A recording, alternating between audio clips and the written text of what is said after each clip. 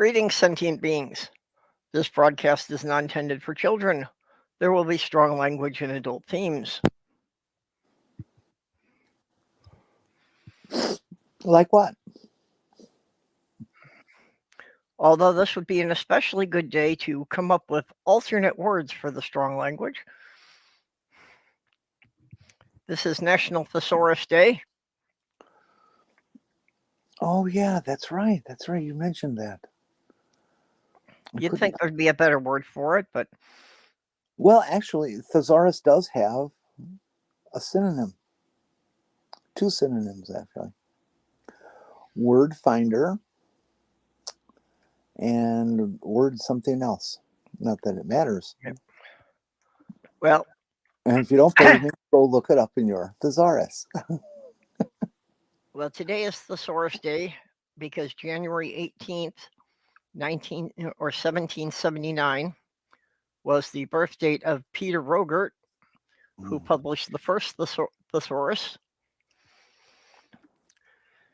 Thesaurus.com, Thesaurus, Onomasticon, language reference book, treasure of words, glossary, terminology, source book, word list, lexicon, vocabulary. Yeah, but see, those are all phrases. There isn't a single word that says it. Word finder. That's two words. It's a phrase. No, it's one word. Onomasticon is one word. Terminology, vocabulary. Source book is one word. Lexicon is one word. I never know what those compound words when you're supposed to write as one word and when you're supposed to write as two separate words. Memory. I've taken, in the modern age, I've taken to, anytime I write a compound word, even if it's an old-fashioned one, I will capitalize the second part of the word. You know, like on my my name today, Jenny Snowbound. The B is capitalized, even though it's two words. But yeah, it's one. Well, that's something that the automatic grammar checkers are always getting me as, because it's like so many things I write them as two separate words, and then the grammar checker is telling me it's supposed to be one word. I imagine there's some written rule about all that kind of stuff, but yep, I never pay attention to it. Yeah, let's see. In the side chat, I see Greg Hartwick, Doc Fearsome, Sloth Girl.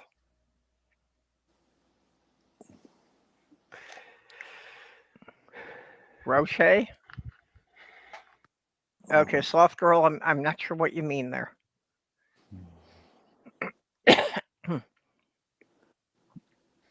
And I have pronunciation of Roget, as you said. Okay. Roget. I was going to say something. Thank you, Sloth Girl. Yeah, well, I wasn't even sure what nationality that was, so had no clue how to do anything but pronounce it with the English.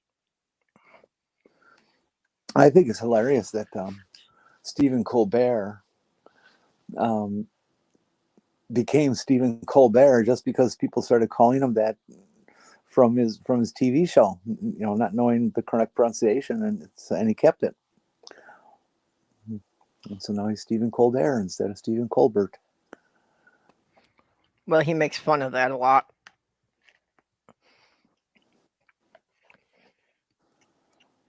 I think I would find it hard to call him Stephen Colbert if I saw him in person.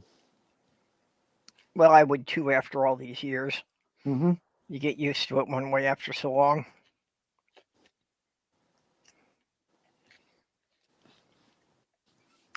But hey, makes a good ice cream.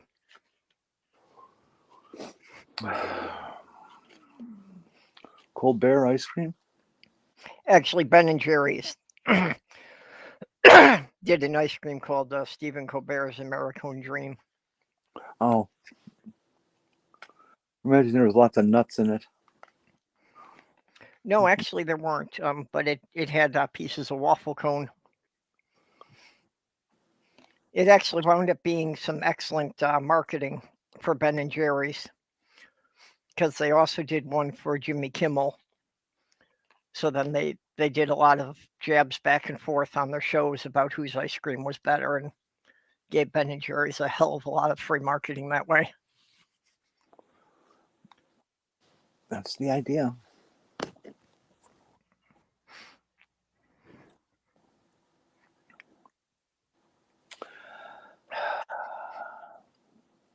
So I have somebody new here. It's Carrie Ann Chrysler. pretty name. Yep, just somebody I haven't seen before.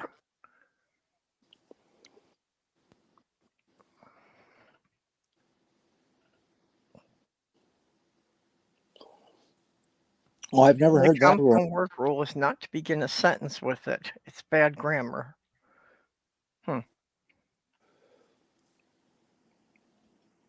Oh yeah, the Tonight Dough is Jimmy Kimmel's ice cream. Oh, okay, so we brought one of the lurkers out. Who's a lurker? Carrie. Oh, Carrie said I normally lurk. oh, I see that now. Well, welcome. Yeah, I could always see by the view counts that there were a couple dozen people who were watching who never said anything. Anytime I hear the word lurk, I always think of like a troll under the bridge. Nothing personal, Carrie Ann. It's just, that's what is always conjured in my brain for years. When I hear lurk. Well, I always think of, someone lurking in the shadows, like somebody trying to watch discreetly and hope they're not being seen. Because they're too embarrassed to admit to their friends that they watch our show. Well, I would be too if I wasn't on it. Wouldn't you, Mage? Even if I am on it.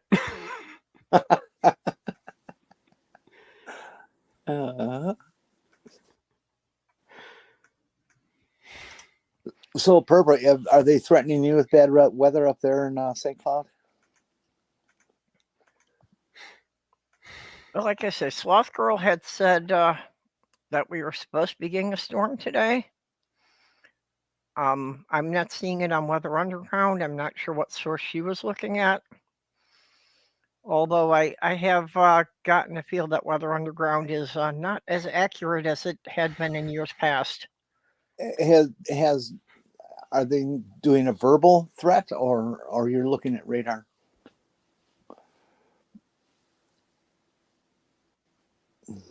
I'm just looking at the charts on the webpage.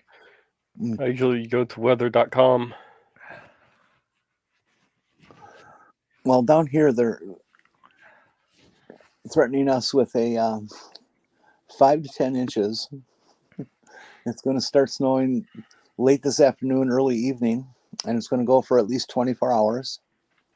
And periods of it will be 1 to 2 inches an hour. And it's heavy, wet snow. So it's going to be a real fun couple of days here. Sounds like it.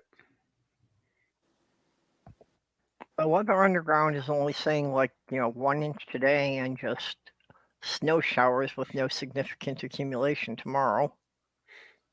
You're on the northern edge of it then. Because it's traveling northeast. Weather.com is saying a little bit more. Weather.com is saying 2 inches today and 2 inches tomorrow. But yeah, that's what seems to keep happening, Jenny, is all the storms keep dipping south and clobbering you while we just get a little bit. No, they must have been going in between us because we haven't had much over the whole winter. I mean, we had at tops we had 6-7 inches on the ground at one time, but it then melts and we get a little snow here and there. But this is going to be our first really whack them upside the head storm. I thought you had gotten one heavier one earlier. Oh yeah, and it was about 6 to 8 inches, 9 in some places.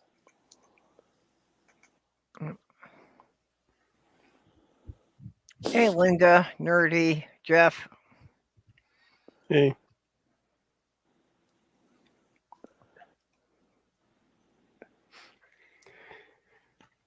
Well, I've learned that I've been preparing in aloe all wrong on this whole time.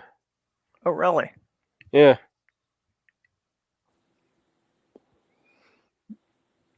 Apparently you're supposed to Preparing what?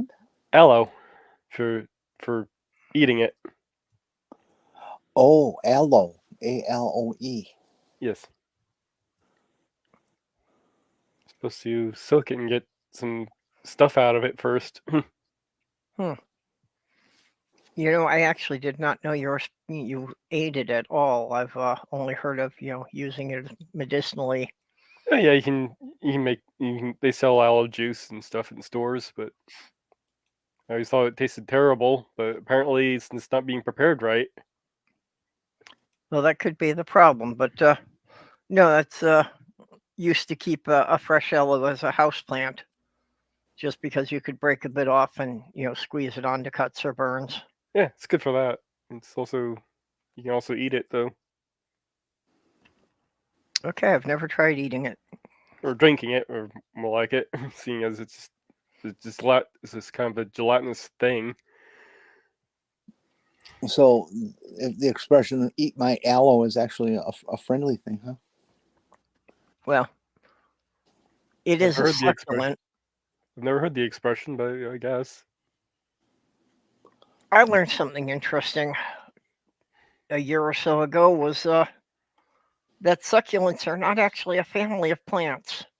That's actually more just characteristics that have evolved independently in 4 or 5 separate families. Yep. So not all succulents are related.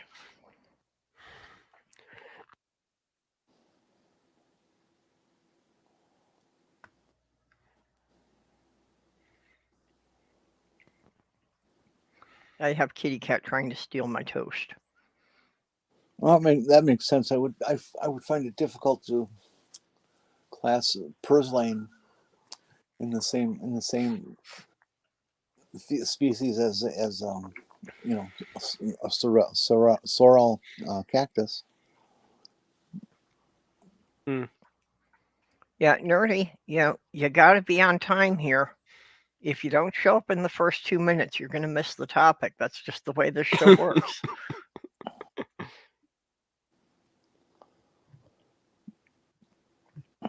Danish, you going back to Denmark for just a friendly visit, or you moving?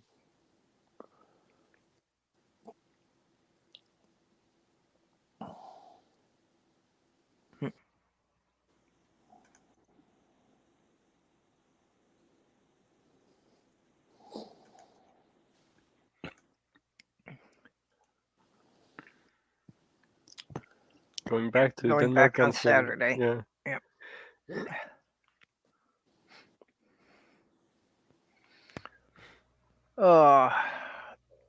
These days, just the idea of going through the airport is a serious deterrent from traveling, even if I had the money.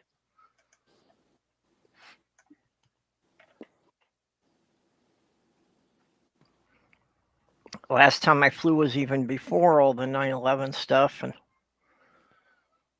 well, no, yeah, it was after 9/11. What was that like? It was like 2006, I think, and just even then.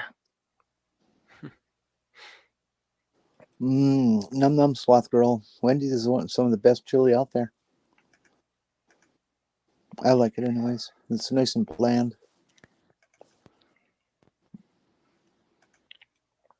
Yeah, she likes the Wendy's chili. I offered to make some chili, and she said she wanted the Wendy's.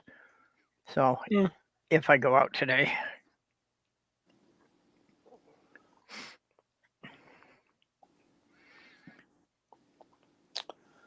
A multi-pack of toilet paper. No, it's not COVID.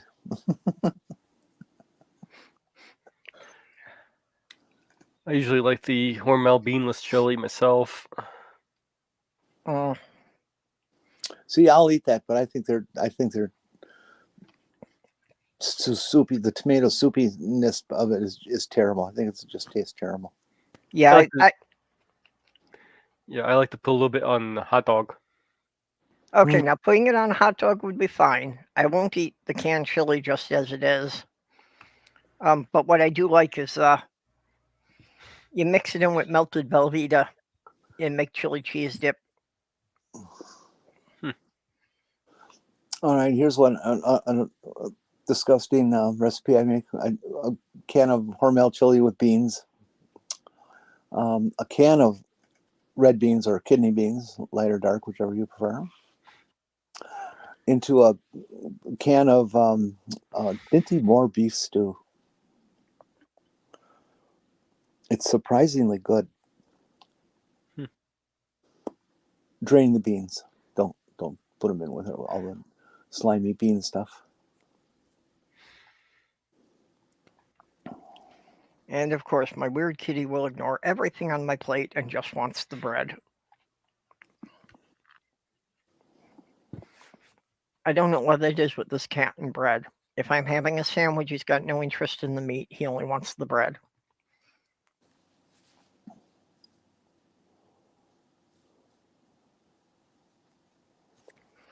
Yeah, I can't really do very spicy. I can do just mild spice.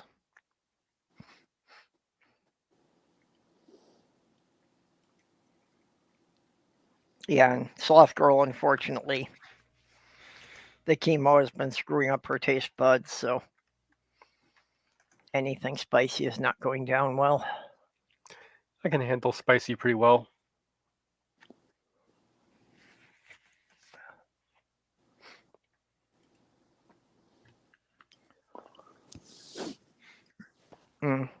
I never cared a lot for spicy, and I can't do it at all now because the acid reflux comes back,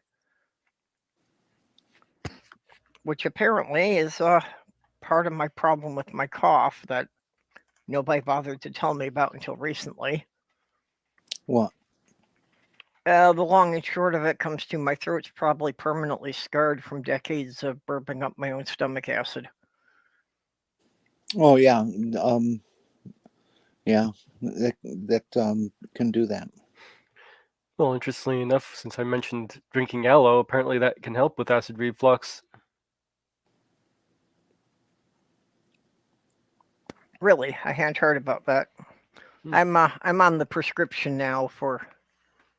Oh, I keep forgetting the real name of it. It's the generic for Nexium. So as long as I remember to take my pills on time every day, it controls it pretty well. And according to Healthline here, a 2015 study found that juice effectively reduces the symptoms of acid reflux as well as certain traditional medication without any reported side effects. I had a friend that had that condition so bad that they had to take him into surgery, whack out the burned up section between the bottom of the throat and the esophagus, and lift the whole damn thing up in his guts and sew it back together, but much shorter than it used to be. Damn. Yeah. Well, and again, for me, I'm having the classic problem I always have that for years, well, when I was in Michigan, actually, even back when I was in New York, I was on the same medication. And it was helping, but not really fixing the problem. And it wasn't until I got here that the doctor, finally did the thing. And like I've mentioned with so many other drugs, that, yeah, they've got to put me on a double dose of it just to have the normal effect. Just because the way my body seems to filter out drugs.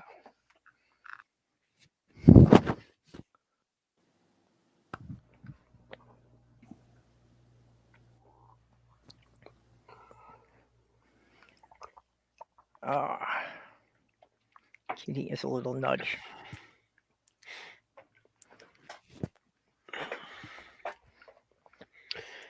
I got my hands on some of the episodes of the new Quantum Leap series that released last year. They brought it back? Yeah, they started. It's a completely new cast, Oh, of course. but it is a continuation from the original series. I had heard they were It- planning on doing it. I didn't know they'd actually released it. Yeah, You mean they it apparently did. starts it starts like the next episode after the last one before. No, it takes place many years later, and it's a whole new team of people. But it's in the same timeline. They mention in Sam Beckett and how he started the Quantum Leap project, and it's like the new generation of the people taking over. And this guy, there's this whole mystery of this guy leaping as to why he did it, because he went off on his own and did it and loaded up a bunch of new code to apparently they think there's a return code to get him back, but it hasn't been working. And they're trying to figure out why he leaped. Where did you find it? What service is that on? It's on Peacock. Ah,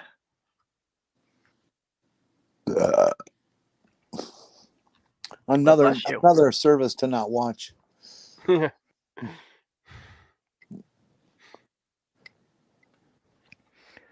Well, yeah, that's the problem is that they advertise it as only being $5 a month, but if you're paying $5 a month for each channel, that gets expensive. Yeah.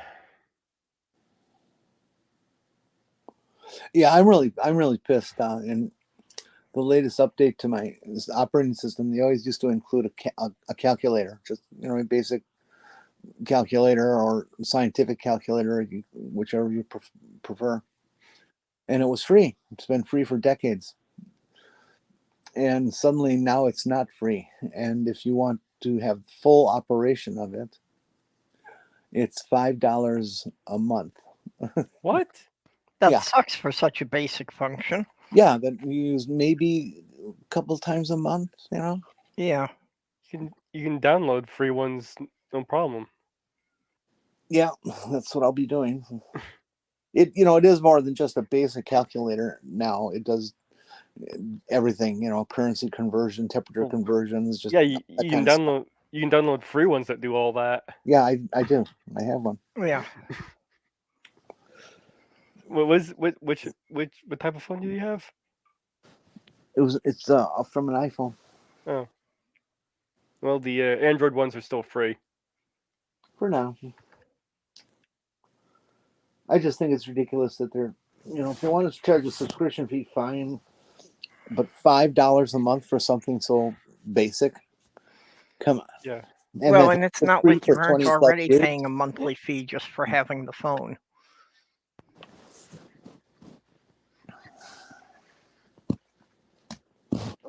That's ridiculous.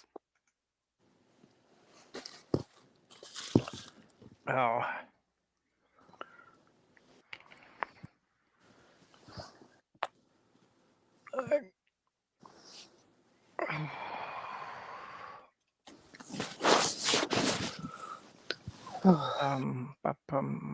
Sorry, I'm looking here. I've got something I need to load up. Your shot glass? No, not during daylight hours. Why? I don't know. I just always kind of thought that was a rule. Oh, I see. Okay, well, they'll like it then when the Nazis come back, because they'll make all kinds of rules for you to follow. No, I just, I think it's more of a thing that during daylight hours I'm supposed to be doing other things, that I should actually be keeping my brain fairly well intact.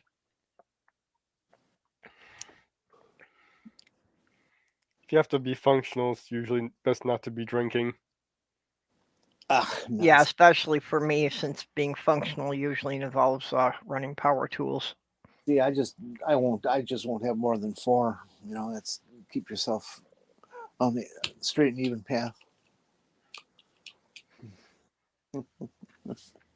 Yeah, I'll just wait until after dinner. And you spread that out, 4 drinks, and you spread that out over like an hour and a half or so.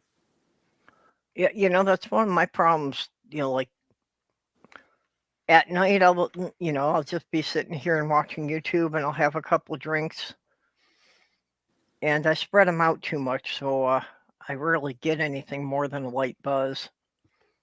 Because Also- even if I have the equivalent of 6 shots of being spread out over several hours, my body just kind of metabolizes it as fast as I'm drinking it. Also, a good idea to have a glass of water or along with it to help with any dehydration. Well, yeah, I always have my water bottle here.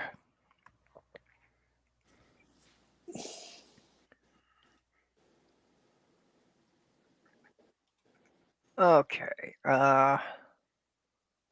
Need to plug something for a friend here. Where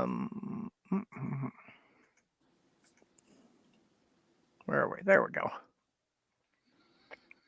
Okay, student Dr. Ben is doing a fundraiser this weekend.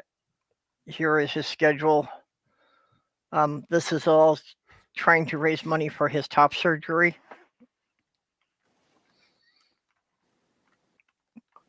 So I think he said that his total cost for the surgery is going to be about $10,000. So he is hoping that running his stream, he can raise at least half of it. I was going to plug this at the end of this show, actually. Well, I was on with him on Granny's channel last night, and I promised him that I would plug it. And, Dr. Ben ran a couple of streams. He helped Sloth Girl and I with the fundraiser for the van. So, he's a good person in the community. He's been there to help a lot of people out. And always been very eager for anyone who has medical questions. Well, I'm thinking, since Ben's a doctor, why can't he just do his own? Drink a little, get another shot. You can just do it. Sorry, I keep forgetting StreamYard added that extra click, but that wasn't showing while I was talking. I put the GoFundMe in the chat. I see that. Thanks. I love the name of his campaign. Yeah. It's perfect. Although I think it's a bit cryptic for anyone who isn't trans, doesn't seem to be getting the title.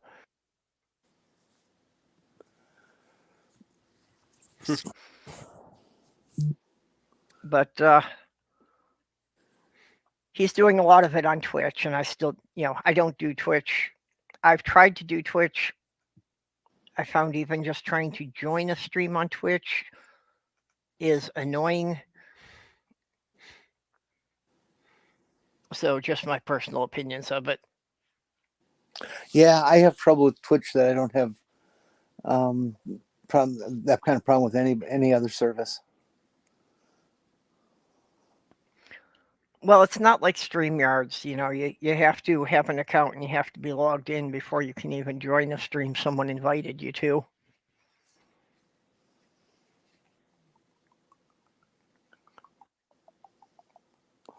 No, you can. Twitch has a search option. You can, do it as a specific term, or you can do it as a general and drill down and find your stuff.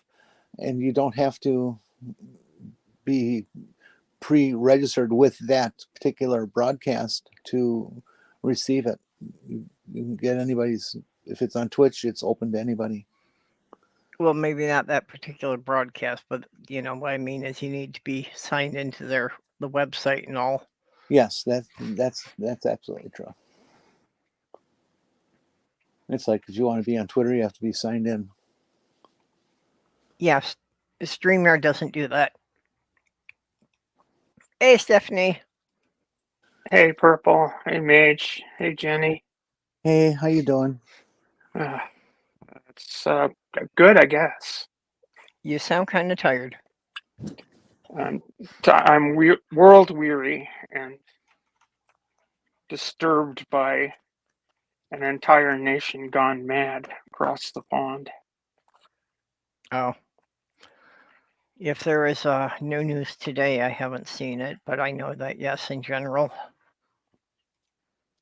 Now they're just doubling down on all that stuff, and it's... Christ.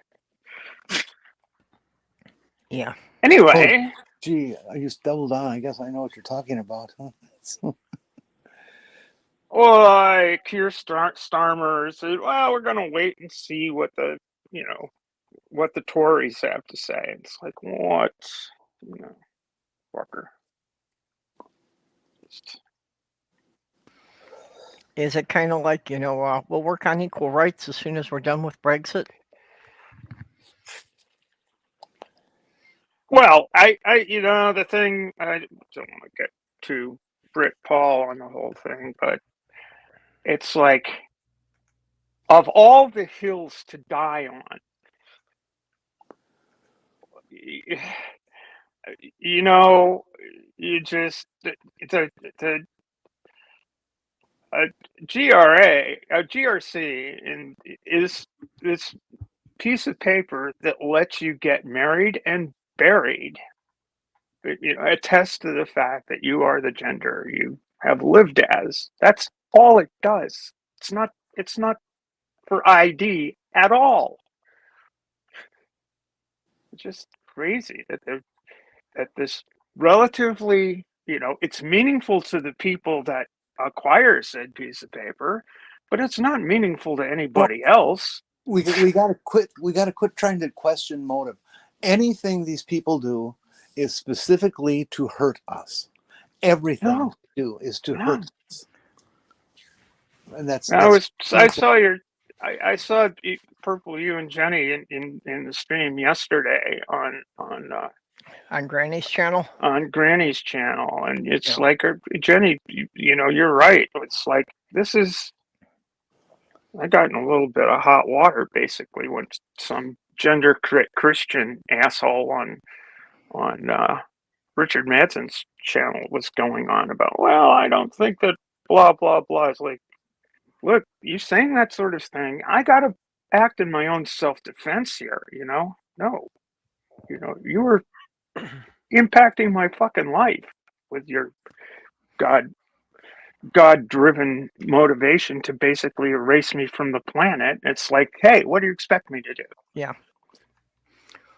And that is the thing that, they want everybody to fit their idea of the status quo, when if you don't fit into their idea of what is normal, you either have to just shut up or stop existing. Right, and it doesn't just apply to trans people; it applies to anybody who's out of the norm somehow or another. I mean, it's eugenicist, eliminationist. It's right wing as hell. It's like, oh, you don't fit the mold. people don't realize. You're Go ahead. Okay, finish. Go ahead. No, go ahead. You go ahead. I've ranted enough. I was just going to take it another step, that people do not realize how controlling people can be and how controlling they are. Look at any case of somebody who is suddenly the president of the homeowners association, and oh, you can't hire more than or hang more than 3 plants from your porch, or oh, you can't paint that garage that color, and and your shades have to look like this. Yeah. People will go after anything if absolute power corrupts absolutely, and always has. It always will. I wonder if I wonder if some of this doesn't come from some resentment that well, you can't tell me what to do. I mean, because a lot of the types that are like that, the libertarian types, are like that until there's something that rubs them the wrong way.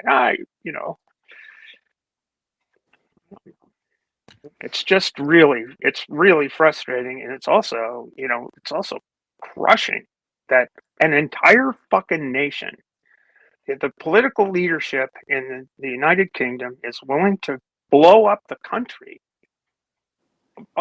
because you might have to give 550 people in Scotland per year the ability to get married without being, I now pronounce you husband and wife. I mean, what is a husband and husband? In the case of a trans woman and a man, it's just so stupid and so cruel. And the fact that political leadership of an entire country is willing to just not grant people simple charity is fucking, I don't know if they realize how hurtful that is. Yeah. Yes, Well- they do, and they're happy to do it. Part of why they do it is because it hurts so much. That's what I'm saying, is that you cannot underestimate these people and their lust to hurt us. They will do anything to hurt us. Jenny, I mean, the thing that's hurtful to me, the thing that makes me sad is I really don't want to think that of people. I don't want to think that No. of people. Yeah, I understand that. Yeah. I used to believe in people and their a childish sense of trust. And, I think all this comes more from fear than in malice. I don't think so at all. I don't think so at all. These people have not lived in vacuums. They know damn well that transgender people have been around for decades and centuries and millennium. They just want to hurt us. I think that, Mage, you are correct that the genesis of the malice is the fear. Yeah. That's where fear begins. Fear begins what you fear, you hate, because you don't like the feeling of, and it works both ways. You don't like the feeling of being afraid. Nobody likes that feeling. I mean, which is why when I fear what Keir Starmer and the Prime Minister du jour, the Conservative leader, are doing to people like me in the UK. I fear it because it's hurtful. And out of that fear, it makes me want to hate them. It also makes me want to, this is the conundrum is that you also would love to communicate in some way, reach out and touch them and explain why, to change their hearts and minds.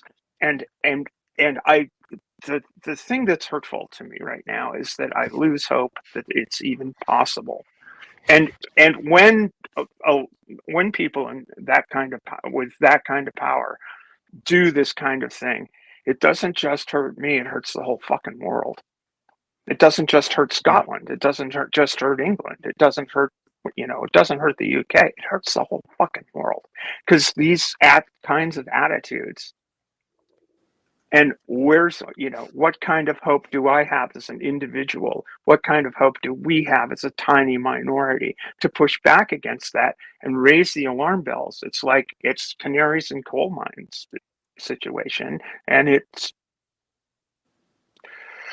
I'm sorry, I'm going on, but it's the estimate God. In UK that they're talking about a total of 500 people approximately a year that they have to deal with. 500 a year out of a nation of how many millions? It's 550. That's what I read this morning. And it's like, what the fuck, really? There was one of the a lord, British lord. I forget the guy's name, but posted a thread breaking down the 8 pages of reasons that the Tories gave for invoking this provision in the Scotland Act. He broke it down point by point by point, and that was the number he came up with. It's like, are you kidding? 550 people, and you're going to break up the nation for 500? This is the hill you want to die on? Really? For real? Well, No, at the risk of sounding conspiratorial, I would also put forth the theory that for the people in power, it isn't about us specifically, but that part of their strategy to remain in power is if they can crush a minority group, it kind of serves as a warning to other people that, we could crush you too if you decide not to fall in line. And you're I- serving as an effective scapegoat right now. That may be how it ends up, but no, they're doing it because they hate us. There is nothing they like about us. They project everything about us, or their hatred, everything about their hatred onto us. We are their people they want to lynch. There's nothing good about what you cannot say anything good about these people. Nothing whatsoever. I'm not trying to say anything good about them. I'm just saying that they may have multiple motives. Yeah, I mean, it could be craven, could be. I do think it runs the gamut. But at the end of the day, the result's the same. People get, we get posed. It's not good. Yeah. So, Well, and the public at large needs to realize that, placating these people and letting them crush one group is not a viable long-term strategy, because they will take down anyone who opposes them. yeah, it's kind of. So sooner or later, they will wind up going after a minority group that you or someone in your family belongs to. Well, Yeah, it's kind of, it is the ultimate slippery slope, and you just sort of see it. And here we are waving the, hey, look out, this is dangerous. I'll be right back. Well, Jenny keeps saying that, yeah, she's been pointing this stuff out for decades, and yeah, Well, I really so feel have that. I. Yeah. Well, me too. It's just, we keep having the same argument over and over. It's just every decade or two they change the name of which group they're fighting. Yep. It's just I don't think as tough as it was 20 years ago, and 24 almost 25 years ago in a month. I mean, like as tough as it was then, it's much. I don't feel like there's ever been a time when this much sheer enmity on a wide scale, a big social scale, is being directed at trans people. You're in the limelight now. It's ridiculous. Yeah. Well, trans and people are in the spotlight right now. Ridiculous. Yeah, you're in the spotlight right now. That's the reason why they've got the spotlight on you. well, and That's I right. think The other thing. Go ahead. the internet has given them more of an ability to organize. So, now you have things like the NIFB that, it may have been, 30, 40 years ago, it may have been individual churches out each preaching to their congregation. But, now they can come together as a national organization and get on the internet and everybody hears them. So they can recruit a lot more members that way.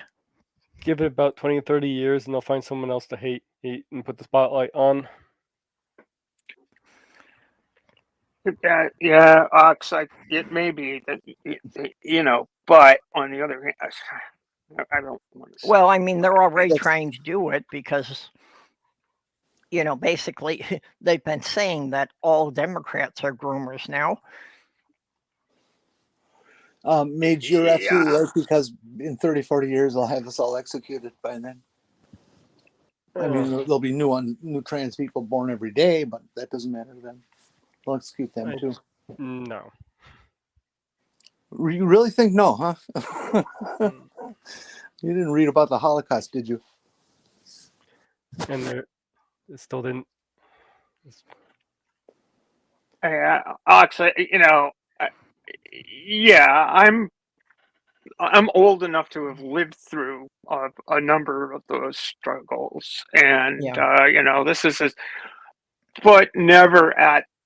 I've never felt more at the tip of the spear, with a possible exception of uh, the anti-war struggles of the early, late, mid to late '60s and early '70s. Well, As an American, getting tear gassed in 1969 in Washington D.C. as a 16-year-old marching against the Vietnam War, because in 2 years, guess what? Yeah, With two cousins serving in Vietnam, two cousins and an uncle serving in Vietnam at the time. I never felt like my life was in danger in those days, protesting and what have you. Yeah, it certainly was in danger if I got drafted. Well, it was a shocker as a kid. It was a shocker to be in November 1969. I participated in the march in Washington, and great big huge mobilization rally in D.C. against the Vietnam War. And the big parade would be going down, um, marching towards the mall, and you look at all the federal buildings, and on top of every one there were people with guns pointed at the crowd. You didn't necessarily feel that they were going to actually shoot, but at the same time, well, so that's what I'm talking. There's a big difference between people standing around and trying to look threatening and stuff like that, versus people who are actually out there right now saying that we should be lined up and shot in the back of the fucking head. Well, and with all of the random shootings in public, it's been proven that there are people with guns who are out there to shoot people. Man, there are more people with guns, and it's like if you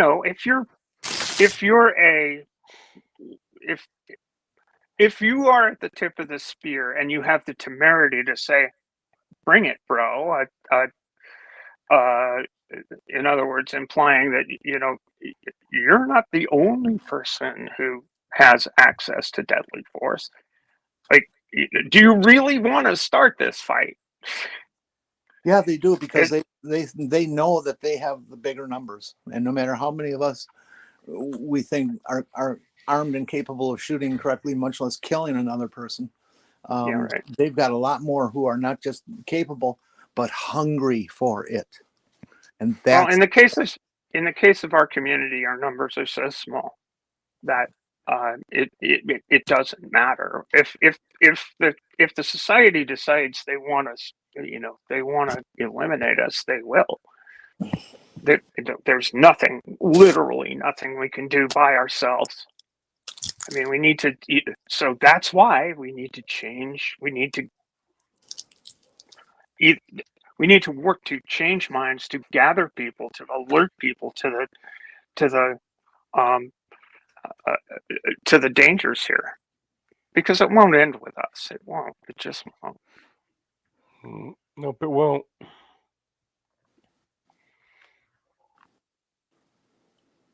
So, I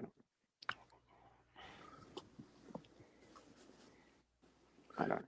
Well, maybe when we're all eliminated and they start going after the next group, somebody will believe the words that we're speaking today. They won't be able to eliminate everyone. I hope it doesn't come to that, but I've become less and less optimistic by the day. And Ox, you keep saying the church. It's not, I know plenty of atheists. I know plenty of people who lack a God belief, who hate trans people. Sad to say. Unfortunately, I know enough people in the gay and lesbian communities who still think trans people shouldn't be part of the movement. Sad to see both of those groups being against trans people, seeing it as neither or out of the line of fire themselves. Yeah, well, most of them who do, I hear the thing that that they think that society would accept them, but being trans is just too far out there and too visible. So they think that having trans people under the umbrella is drawing fire, and if they didn't allow trans people into their groups, they think they'd be left alone. That's wrong. Yeah, that never works.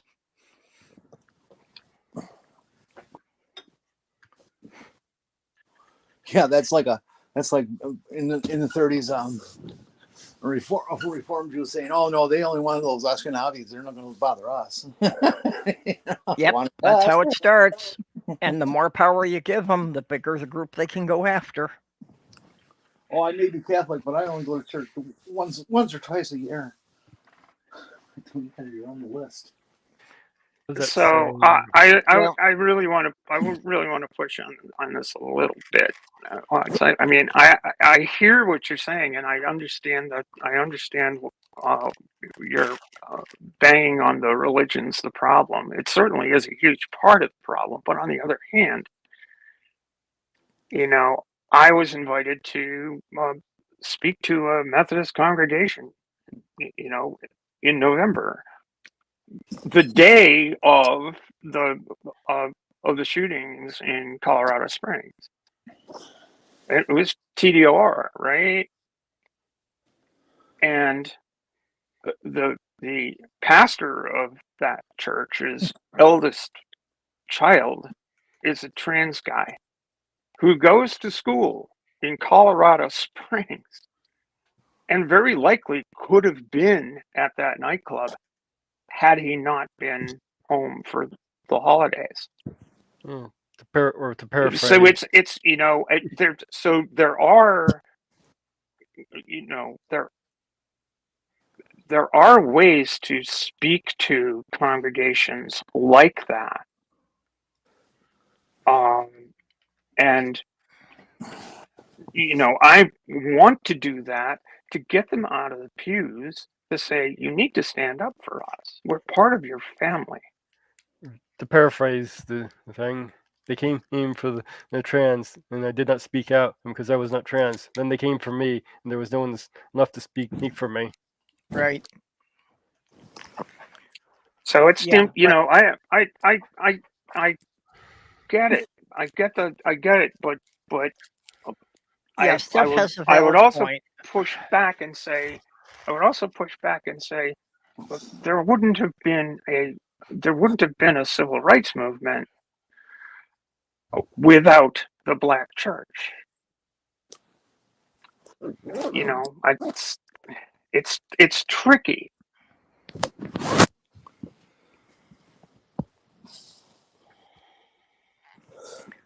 Well, historically, churches have always been how communities have organized. So, hopefully now with the internet, we have some other options for organizing without it being based around the churches. Oh yeah, we definitely do. It's a question. It's the old how to be good without God. It's certainly possible. You can be a horrible person if you're a religious person. You can be a horrible person if you're an atheist. I mean, you can be a horrible person. You can be an asshole, and no matter what your inclinations are.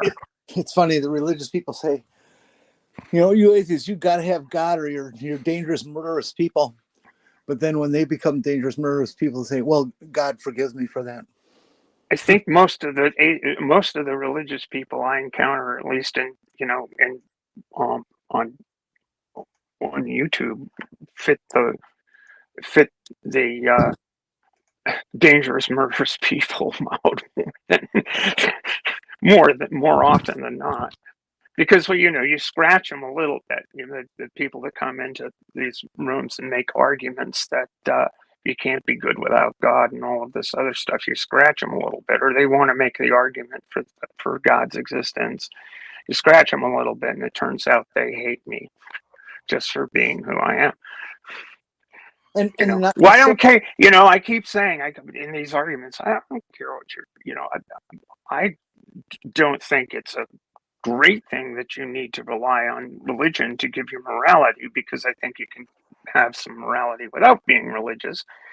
But I really don't care what your beliefs are. You can assert the Trinity, you can assert Brahman, you can assert any fucking god you like, and it won't impact me unless your god or your beliefs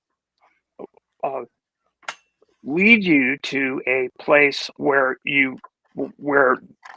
beliefs are hurtful to other people. Like, if you're not a Christian, then you're worth dying, or kill them all, let God sort them out, that kind of thing. And that's the danger of religious belief, is that it's written that God instructs the Israelites to go take care of these people, because expel them from Canaan. They've got 2,000 years of practice on how to kill people. The problem that modern Christians have is, I feel they've missed an important thing in the Bible. Is that the Bible was written for the Israelites, for God's chosen people. So if you can't trace your ancestry back to one of those original tribes of Israel, you're one of the people the Bible said was okay to kill and enslave. I would like to take a poll of people in the chat. How many people are in the chat? I can't see those numbers. About 9, according to the watch now. Okay, all right. Okay, yeah. That's perfect sample size. It's what they use when they talk about transgender people. How many people in the chat are aware that Christopher Columbus communicated back home while he was still in the West Indies? Raise your hands. Yes or no? Okay, Well, how could he? What's called sailing. That's how they did those things. Now, how many people, if you were aware that he could do that, ever read any of his materials, particularly the lines that say, "These natives will make fine slaves"?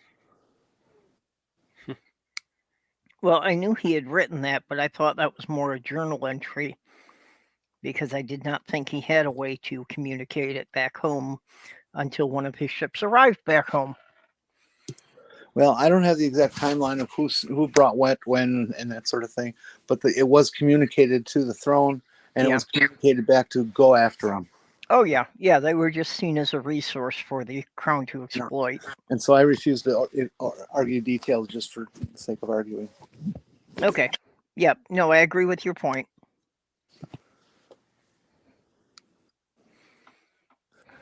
The people in control, humans love convenience. Humans love luxury. Humans love having somebody else work for them. Humans love to imprison the people they need to imprison to make them work for them so they don't have to get sweaty.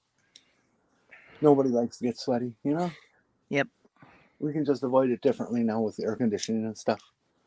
But we don't like it either. And this is how they resolve that. They take slaves, they make them work for it, and if you won't, you're gonna die. Because we don't need you. We have lots of other people to pick from.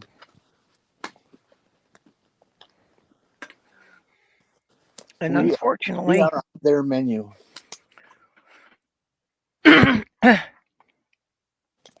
Yeah, unfortunately, our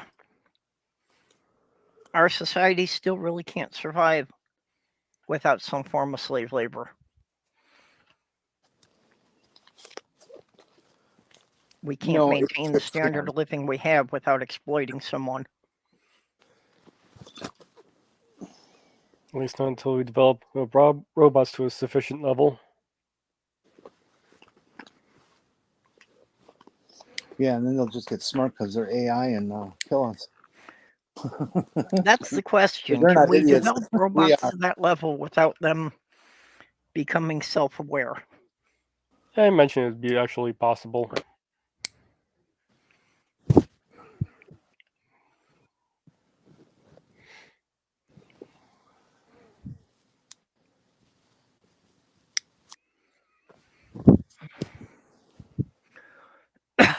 Oh, hey, Skits. Skitsy babes, how are ya?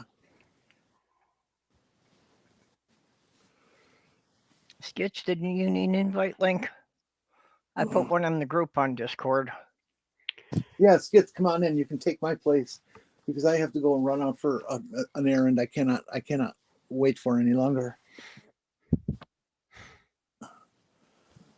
And I'll be gone like 15, 20 minutes. Oh, okay. You just got to run out for a short bit. Yeah, because we're going to have a snowstorm tomorrow or tonight and tomorrow. And there's a couple things I just have to have if I'm going to be locked up in the house for a week. Yeah, make sure you're properly provisioned so you can just hunker down and not have to go out in the storm. Yeah, I need some cigarettes. Well, that's why I went out yesterday, because had to make sure that we had cat food in case we did get a storm here. Oh, see, I have cat food all the time. You never know when you're going to get hungry. It's the life of a pauper. Thank you, America. There are cheaper things you can get than cat food. Yeah, I know. Tuna Especially the cat food we buy. I thought I heard somebody talking about that their cat does not like to eat tuna, but only cat food.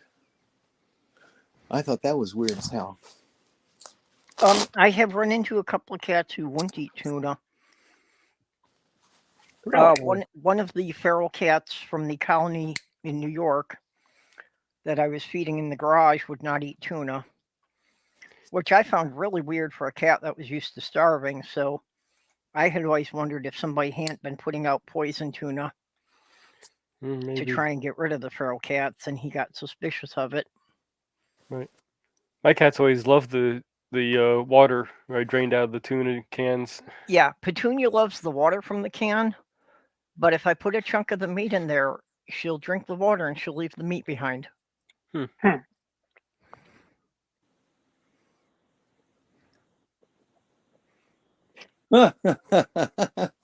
There's a soap opera on right now, and there's, of course, the obligatory hospital scene where somebody's about to die, and they'll come back next week. They've got a cardiac machine, the monitor that everybody has in their rooms nowadays, and it's got a fake chart going, and the pulse is 70, which is kind of too high and for resting anyways, but the respirations are 90. That's a little off, folks. A good joke in the Starfleet technical manual. They gave all the stats for everything, and one of the things was that they had the sick bay and the medical beds. And in the original one, they had 6 bars above the medical bed. And then when they did the technical manual for the next generation, there were 7 bars. Well, and the author's explanation was the 7th bar was insurance premium remaining. Perp, mute. I'm going to take my phone. I might come in the house cold as me. I might go hang out in the park for a while. Okay. Yeah, we've been just above freezing, so we've managed to melt everything out over the last couple of days. Basically, the grass is covered, but all the pavement is just wet. We don't have any ice out there for a while now. It's been a very, very mild January so far here in the great state of Maine. I've had a couple of cold snaps here. Had one this weekend, and now it's back to being nice weather.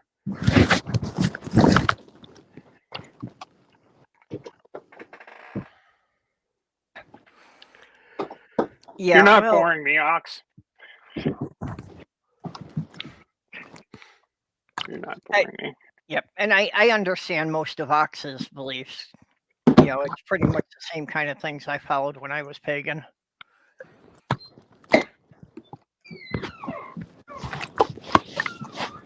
That mostly I believed in the Gaia concept, just in that we were all part of the great spirit of life of the earth.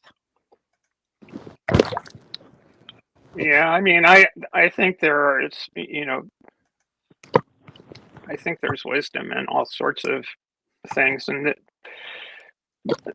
that these concepts grow from a place in the human imagination, and the, to use Lincoln's phrase, the better, which he stole from, I think, somewhere in the better angels of our nature,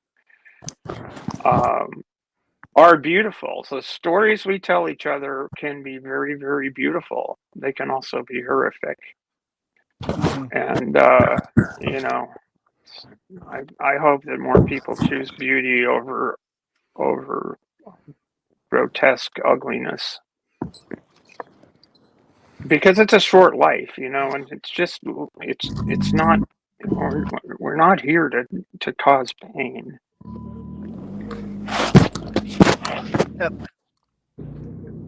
I gotta mute you, Jenny, so we don't have background noise. But well, I doubt there is anybody on here who would recognize it. But back in the 90s and the early aughts, in the Minneapolis pagan community,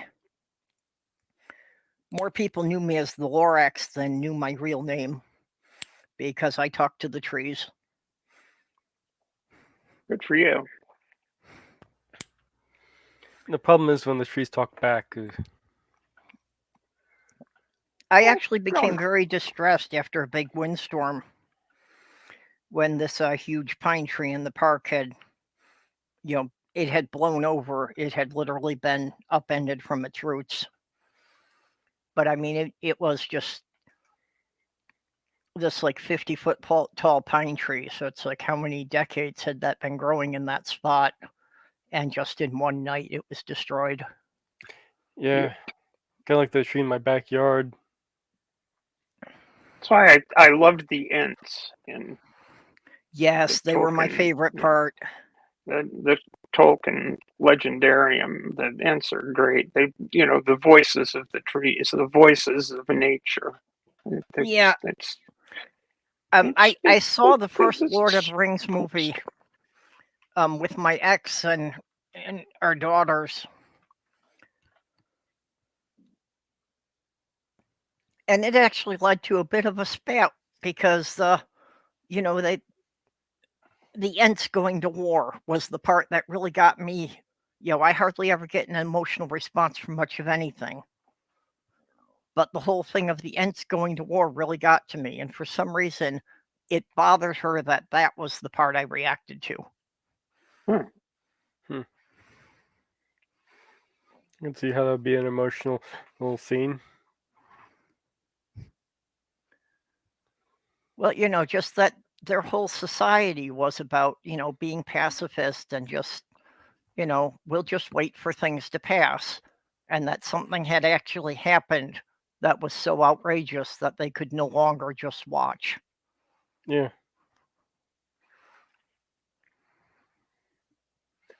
Yeah, as much as Tolkien would go on about how nothing was metaphorical and all of those tales, it's like clearly some things were, like nature rebelling, for example, against the foolish works of people.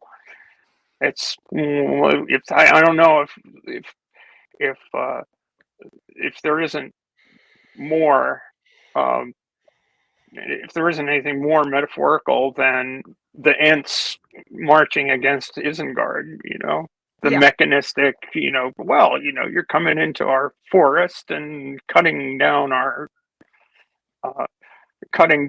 charges. What do you expect we're going to do? Well, and it really was literally nature uprising against industry. Yeah. Well, maybe he didn't intend it as a metaphor, but it turned out to be one. And that could certainly happen. I mean, these things happen that the authors may not be aware of at the time they're writing it, that the audience may interpret differently. And especially in the case of a movie, because it's not just the author, but that's then being filtered through the lens of the director. Well, that's the kind of thing that I just wonder what's it going to take. Is it really going to take Miami being completely underwater for people to realize that climate change is a real thing? You know, you melt all the ice on Greenland and you got a big problem on your hands.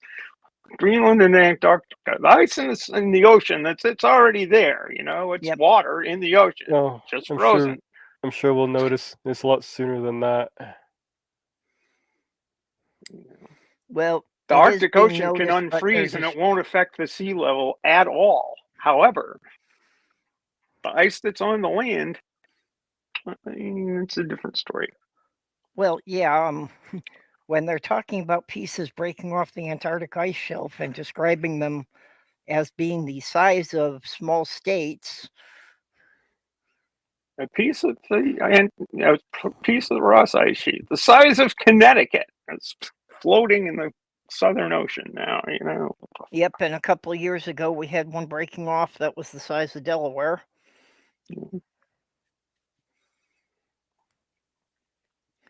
You know, and it is affecting things, and they just refuse to acknowledge that it's having the effect. I mean, this is why Florida is having problems with buildings collapsing, because it is just not that high above the water table. So as the the water highest point, table, the highest as the point in water Florida is table is rising, the foundations for the buildings aren't deep enough to keep them solid. the highest point in Florida above sea level is like 350 feet or something. It's something really, really tiny little lump. Something like that. Yeah, we did look it up in a stream one time. Oh. But yeah, that, you know, just the buildings are literally standing on sand. So if the foundations aren't deep enough and the sand underneath them starts to shift, which it's going to do when it gets wet.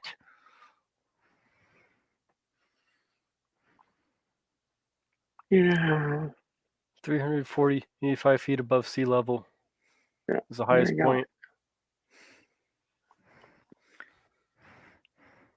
Okay, and that's feet, not yards. So Yeah, it's feet. yeah. Well, to put it in terms that Americans might understand, that's only a third the length of a football field.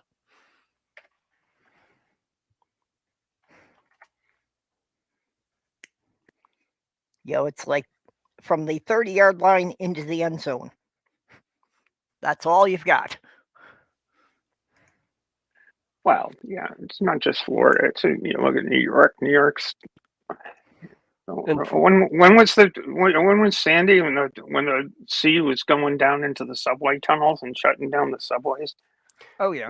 And for the rest of the world, that's about 105 meters. Yeah, Florida or New York is having the same problem, and they're going to have, you know, they're So just going does to have neighborhoods that are going to become uninhabitable. Well, my hometown, Boston, is the entire Back Bay is named the Back Bay because it was once the Back Bay. They literally shaved off the hills and filled in the bay. Boston was a little tiny, almost island when it was settled. Oh, sorry, Ox, I didn't see you had that. I hadn't been watching the side chat for a bit. Hey, Demon.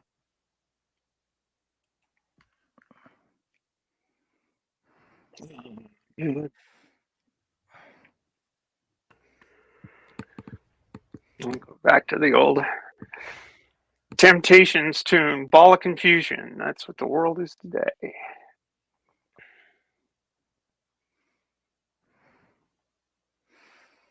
So in that sense, maybe nothing's changed. Yep. Just to lighten the mood here a bit. Good. Soft Girl had sent us a couple of good jokes. Good. Got one? Yep, as soon as I get my screen share, a couple of memes.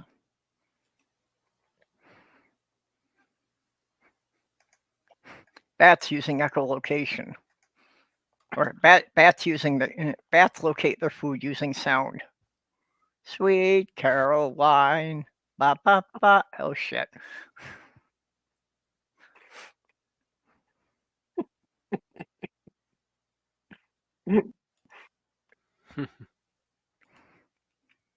What do you call a retired miner? Doug. Yeah, that's a groaner. And this was the one she was calling for when we were talking about spicy food. Hey, this candle smells like Fireball. Becky, to us non-alcoholics, we call that scent cinnamon. I think that was kind of a dig on me because she knows I like the Fireball whiskeys sometimes. Fireball whiskey's good. Well, Fireball's not bad. That's how I invented my drink. The Fireball tea. It's my own custom blend of my iced tea with a double shot of Fireball whiskey. I don't know if this is a national brand, but there's a company that does flavored alcohols called De Kuyper. And they had a Fireball, similar product to Fireball, and they called it Hot Damn. And, we're up here in Maine, we get some De Kuyper's Hot Damn. We'll go out and do some smelt fishing, sit around. I had actually never had Fireball whiskey, and it was Aaron Ra who introduced me to it after the ARC protests in 2019. Huh. That sounds like fun. We have to find you some other rum that's made from beets, so you can try Fireball whiskey and rum. Yeah. Well, that's in 2019, just on a lark, I had picked up Lavender Lady, and we drove down to the ARC protest. And that was my first physical interaction with anybody in the community. But I figured it would be fun. I'd get to meet some of the people I'd been watching on YouTube.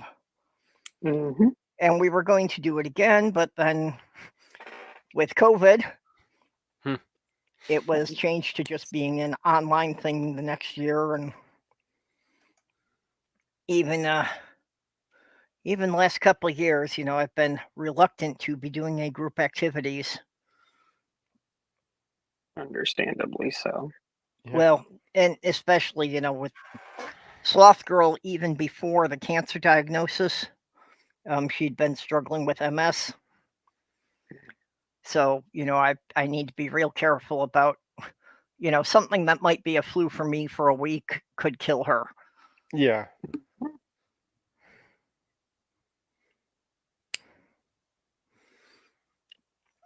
And that's why I personally get very pissed off that people did not take masks seriously. And I am still wearing a mask every time I go into the grocery store. Yeah, I started masking up again. Came across one post on Twitter, people saying there were 0 deaths from COVID.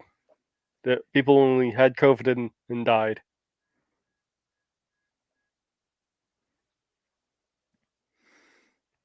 Yeah, so these people would have just, dropped over dead anyway, even if they hadn't gotten sick. Is that what they're saying? Yeah, basically, yes. Well, yeah, died from natural causes. That always cracks me up. It's like, well, yeah, but what exactly were those natural causes? Yeah, they're claiming, they didn't die from COVID. They died with COVID. Yeah. It's like, oh, jeez. Well, that's you got hurled out of a window. Well, you died from natural causes. Well, what was the natural cause? Well, you hit the ground. Well, yeah. Then the others in there going, it was like 1/100th of the numbers that they reported, or 1/10 of it, or 10%, or some. They kept coming up with different numbers with different people. Yeah, well, the thing they keep arguing against COVID is, that, this was somebody who had a history of respiratory issues and so forth. And it's like, yeah, but that was a condition that they'd been living with for 20 years and it hadn't killed them until they got COVID.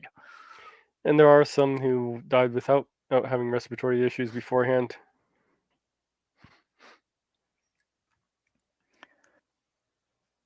Yeah, it's not all of them, but, that's the excuse they give is that, it's people who were old or who had respiratory issues anyway, so they would have just died anyway, and COVID had nothing to do with it. And unfortunately now, China is having a resurgence, and because of the way that they have handled things, they're having protests around their measures to control it. Yeah, I expected as much. I'm actually worried about when we get if it get even worse, this pandemic later on. Yep. Not just COVID. I mean, something be maybe even worse than COVID. Yeah, something that spreads faster, more deadly. Yeah. Well, in the China thing, it's like I can understand the protest because they were downright draconian with the way they were, basically literally entombing people in their houses. And in some cases, apparently, the people were not being, given basic supplies to survive while they were, not allowed to leave their homes. So, yeah, the government was a bit too harsh and handled that poorly. So, yeah, it's going to have people objecting, but, that's the government fucked that one up and made the situation a lot worse than it could have been. Then you have the U.S. going basically the other extreme. Yeah. And the people who are pushing for the abortion bans, that they were unironically using, chanting "My body, my choice," so they didn't have to wear a mask. I know. What I wanted to throttle those people. Yeah. Ox, I'm not Complete ignoring. category error going on there. What are you talking about? Seriously? What's the matter with you people? Sorry, we had some over talking there. What? I just said, Ox, I'm not ignoring you. I'm sorry, Ox. I have not been following the side chat as well. Sloth Girl is improving. She's getting a bit stronger each day. She's got a physical therapist coming in once a week to help her. Not expecting any sudden changes at this point, but, gradually getting her strength back. It does seem that they finally got her medications balanced out right as far as the level of water retention and such. So,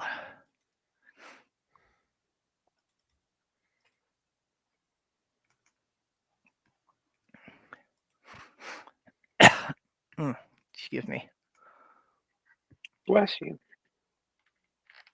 Yeah, like I said, I'm coughing a lot more than usual today. I don't know. It's got to be some kind of irritant in the air. Oh, Jenny's giving us some scenery now. Yeah. Fuzzy duck. Ducky. Okay, so we're back to the park. So what's the temperature like down there, Jenny? Oh, you're going to make us all dizzy. I'm going to say cold, seeing as I see snow on the ground there. I see snow, but I see dry pavement, so that implies to me it's above freezing. I would say it's probably about 30, 31 degrees. Okay, so right around the freezing mark. But things have melted down for the last couple of days, huh? Yeah, that's the only good thing about this storm that's coming is the temperature is going to hover right around freezing, slightly below, and then for the next 2 days, it's going to drop down to the upper 20s, but then going to get back up to 30 something. Okay, and why is the picnic table ablaze? Pardon me? On the left-hand side, the picnic table looks all orange, like it's on fire. Oh, it's a reflection off. It's a reflection off the duck. It's the duck. Yeah. It's the orange from the duck reflecting in the windshield. I was just trying to make a joke of it.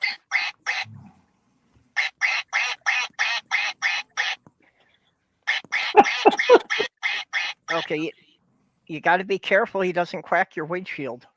God, you're sick. Hey, I'm going to make duck jokes. What'll you do? Duck jokes quack me up, but they're also foul.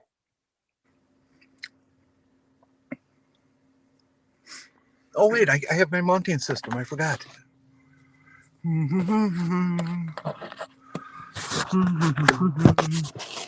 There. How's it look? Very Okay, stable. that looks Ducky. real good now. Yeah, we still see a reflection of the duck, but yeah, everything looks good there. I got these 2 big rubber strips that they use for tourniquets when you get your blood drawn. I tied them around my sun visor into the knot, and so that's what's holding the camera. Yeah. That's a brilliant idea. High tech, baby. Geo Sam was wondering if anybody's heard anything about dog, and no.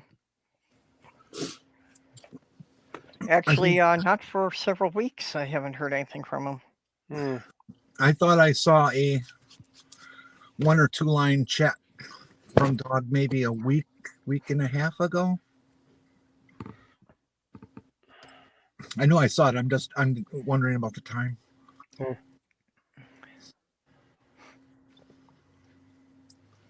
Yeah, I know Sloth Girl and a lot of other people get kind of burned out about the politics all the time. I do myself. So I do don't I. mean to get into the Yeah, I don't really want to get into the politics, but yeah, it's just when you're kind of stuck in the center of it, whether you like it or not.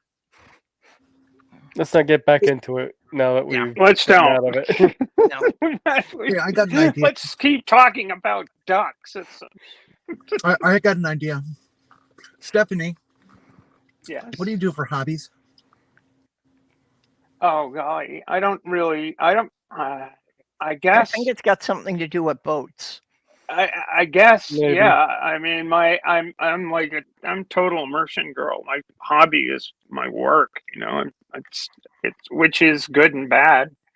Even when I wasn't doing sailmaking and stuff, there was a time when I wasn't doing that, and it was more like sailing was more like a hobby. You know, I wasn't. Occasionally, I get paid for sailing, but not too frequently, or at least get people to pay me in kind to do stuff. But yeah, that's my enjoyment. My bliss is sailing. That's Yeah, I got Sure. that impression from you that there wasn't really a definitive line between your work and your hobby. Yeah, well, that's it goes to show or prove that the notion that do what you love and you'll never work a day in your life is a bunch of horse shit. Yep. That's how I got into cars. Well, my problem is my do what you love is something that people aren't willing to pay me for.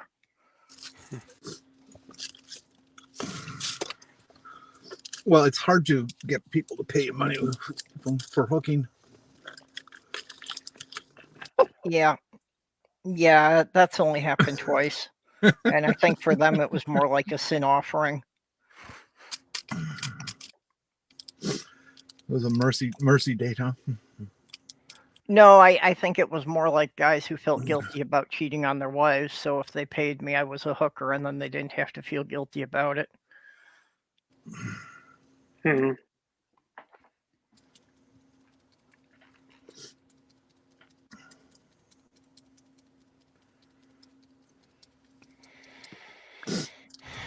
Oh,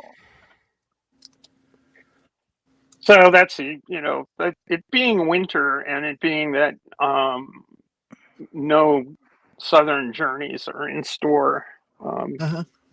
No, it means no sailing, which means sad stuff. Mage, I'm gonna guess that gardening is your favorite hobby. It's one of my Yeah, hobbies. Actually, if I could stay with Stephanie for a bit, I was reading an article about that around Gibraltar, they've been having troubles with a pod of orcas attacking sailboats. Really? Yeah, if you haven't seen that, huh? No, I haven't. I've never actually. I've seen whales off of Marblehead, like a whale coming up and breaching right next to the boat. That was kind of like, what the actual fuck? And let me tell you, those things have bad breath. Yeah. But the cool thing is when you're way offshore and a pod of dolphins decide to just sort of hook up with you and surf your bow wave. Mm-hmm. And they'll go on forever. They just sort of are sitting there in the ocean playing, and it's really fun to watch. Really, really fun to watch. Remember being out on my uncle's sailboat, and there was this giant sea turtle that swam right up next to us for a while. Mm-hmm. I've never gotten out to the ocean much, so I haven't gotten to see any of those creatures. But I was once hanging out in Lake Elsinore, and in a canoe, and I was paddling across the lake, and this school of guppies or minnows came up to me and hung out for a while. It was pretty amazing. Okay, that's a lie. I'm just kidding. In the bay, I was in the backyard of my grandmother's. There's there used to be manatees living in there. They still have the signs up. I'm not sure if there are still manatees back there, but unfortunately, there's no wake zones throughout at the whole area because of the manatees. But people Yep. would always speed through there anyway and tear them up. So you'd always see manatees with a bunch of scars all over them. yep. Okay, Steph Fox is asking if you've ever seen the Southern Cross. I have seen the Southern Cross. It's it's fun. The stars are strange when you get down by the equator. Very different. Yeah, that's what scared the ancient mariners. Do you ever see Orion on the South Hemisphere? No. No. Okay. No. And what makes me mad is that you guys went and turned the moon upside down.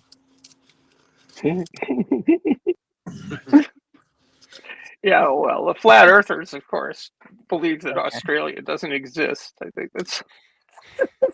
Yeah. Can you Wait a believe it? minute. Can you believe that the flat earthers who really don't understand why the moon is upside down on the southern hemisphere? They just can't accept that that's possible. Oh my God, to be so sheltered in life. Okay, Soft Girl is giving a bit more on her health updates. So I just wanted to cover this because people do ask a lot. That's good. That's good to Okay, hear. so at least the new diuretics is still working and the leg and foot edema is under control. Yeah, she'd been having a terrible problem with her legs swelling up. That's bad. The bad news is the first round of chemo failed and is not in remission. So she's got to take a break for 8 to 12 weeks before they start the next round where they're going to try a new drug. Hope it doesn't start or getting worse than that time.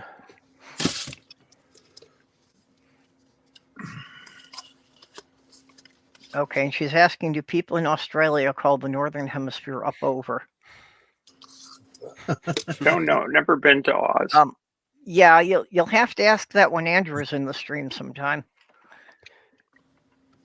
Well, if they don't, they should. Yeah, this is something that I've seen pictures of Christmas in Australia, and yeah, the Christmas in the middle of summer does seem strange to me, just because, just how can you have Christmas without snow? That's how it is here. What's the Tim Minchin's song, Drinking Wine in the Sun? Say again. Tim Minchin wrote a Christmas song about drinking wine in the sun on, in late December around Christmas time. I know there's a couple of them.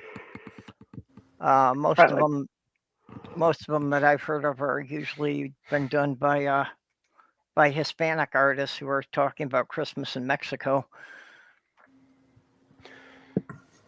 I did a delivery, met the boat in the Galapagos and sailed through the Panama Canal to Key West, and we arrived in Key West on the 23rd of December. And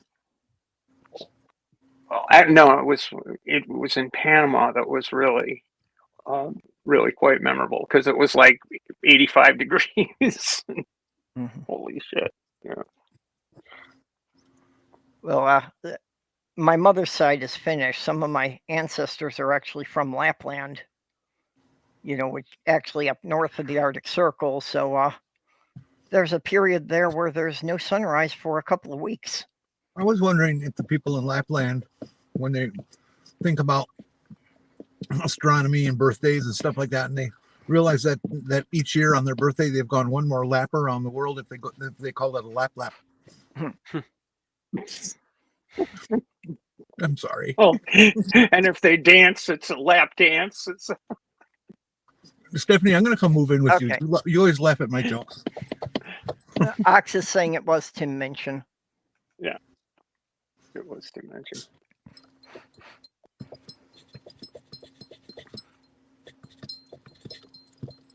Yeah, and Sloth Girl has to take a break from her recovery. And then if you're up in that area and on your birthday you happen to be grinding valves for a car, that means you're doing a lap.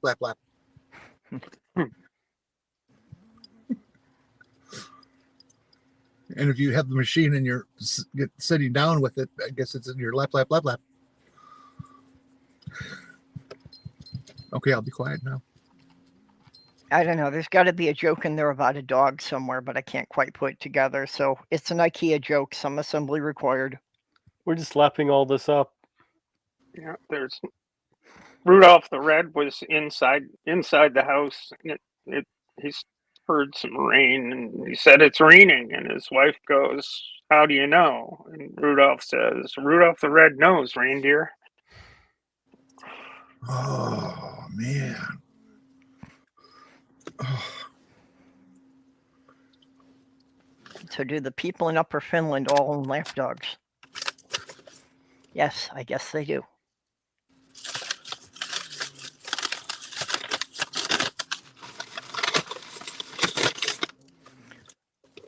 Now, I can't remember which channel it was I was watching, but just in a clip that wasn't really quite related to their main topic, they were showing reindeer racing in Finland. Which the reindeer actually aren't as big as you think they are. They're not huge animals. They're more like the size of a mule. But basically, reindeer racing was these people on skis that were lashed to the reindeer, so they get the reindeer running and they're being pulled on skis behind them. Yeah, I saw this video. Well, These now are wait tiny. a minute. Sorry, Nage. I got a piece of logic here. I got to get up. I don't understand this reindeer racing as you describe it. Why do you even bother trying to race a reindeer if it's always ahead of you? No, it's not one reindeer.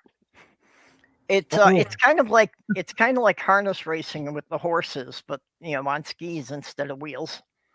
Yeah, but you can never beat the harness. It's up there. No. Yep. Hey, Kira. The question is, would you drink the reindeer piss after they eat the mushrooms? That would be the question. They do drink reindeer milk. I would definitely not. I would not drink urine from anything. You don't want to know where the lemonade is made. Yeah. That is a very strange way of filtering your hallucinogenics. Yes. Now, see, I can't really see how that would work. That, how did you wind up drinking the piss before you've had the hallucinogenic? I could understand somebody doing it afterward, but Well, you got to wonder about it's another one of those. Wonder who the first person was to drink the reindeer piss and say, "Hey, this is really great. You got to try it." Yeah. And then how do you convince your pal, like, hey, drink this reindeer piss? It's good. yeah, Amiga, I do not believe the reindeer were cross-dressing, so it wasn't a drag race. Hi, Amiga.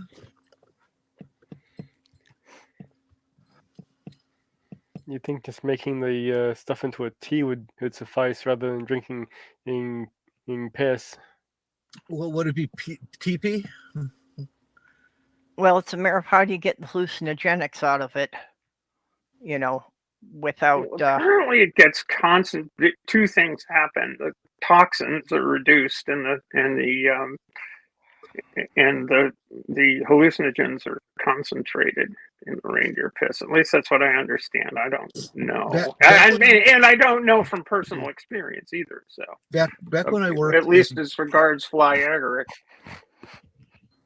Back when I worked in the drug abuse field, and was supposedly all knowing about street drugs and stuff, there was one fact that I had heard or read, I don't even remember anymore, that I was never able to find a second source to check it out on.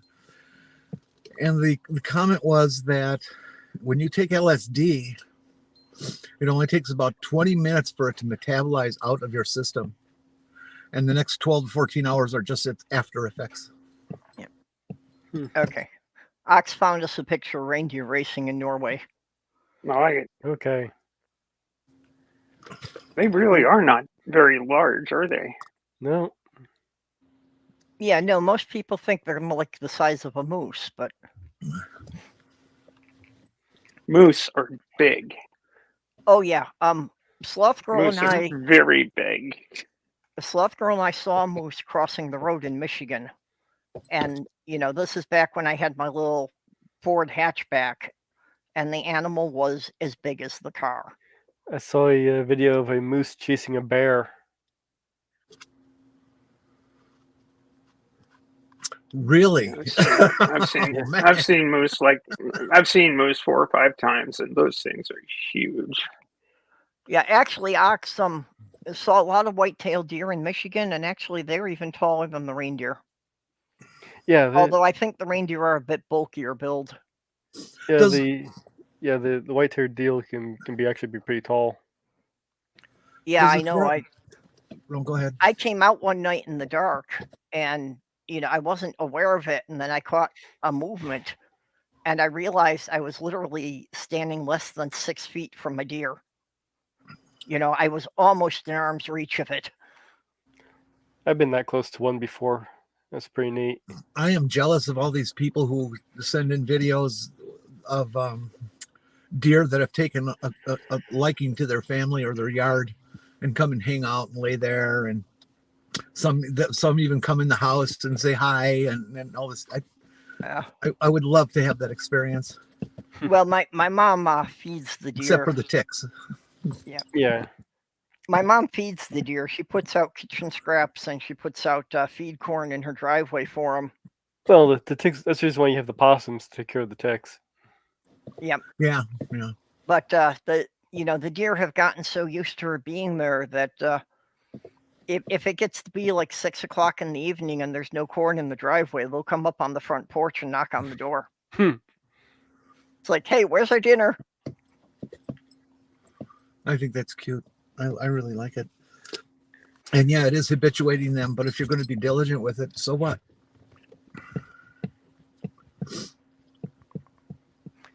Yeah. Well, in my mom's case, it was even that, when she was going away for the weekend, she didn't have any house pets, but she still had to have somebody go out there each day to feed the deer.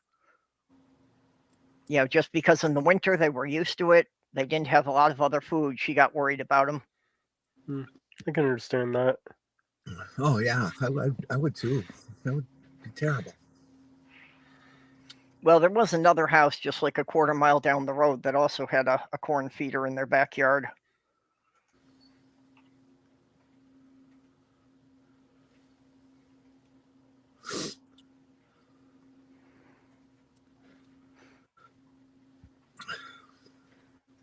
Back when I lived in the city, we used to feed the wildlife too, but then they keep wanting to come in where it's warm and sleep on the couch or something. And I told, no, man, I don't even know you. Well, as I say, I in New York, I got 3 cats by taking them in from the feral colony that lived in the park behind our house. That down at one end of the park, there was an old abandoned barn. And from what people had told me, there was a colony of about 50 cats that lived in that barn. So there were a couple of them that had been coming into our yard, so I started feeding them on the deck and gradually brought them into the house. I wish you could keep kittens and puppies from growing up, and that they're always young, stupid, and adorable as they are when they're young puppies and kittens. Well, that's what a lot of breeders are basically trying to do, and unfortunately, the result has been developing breeds that can't take care of themselves. So, like, if they don't have somebody wash their face every day, they wind up getting infections. Yeah, pure breed isn't so hot, really. Yeah, well, any purebred animal, it just tends to, compound things. Hey, Nicholas, it just, any recessive genetic problems will be compounded. Yeah, because you're doing a lot of inbreeding to keep that pure breed. Yep. Well, like the famous Budweiser Clydesdale horses, you'll never see less than 6 of them pulling a wagon, and all the barrels are empty. Because at this point, they all have a defect in their knees, so they can barely pull their own weight.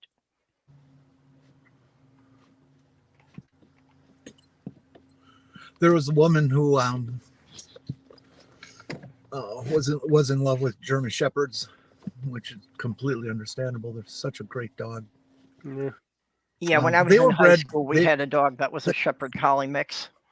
That breed was created back in the turn of the century, of the earlier century here,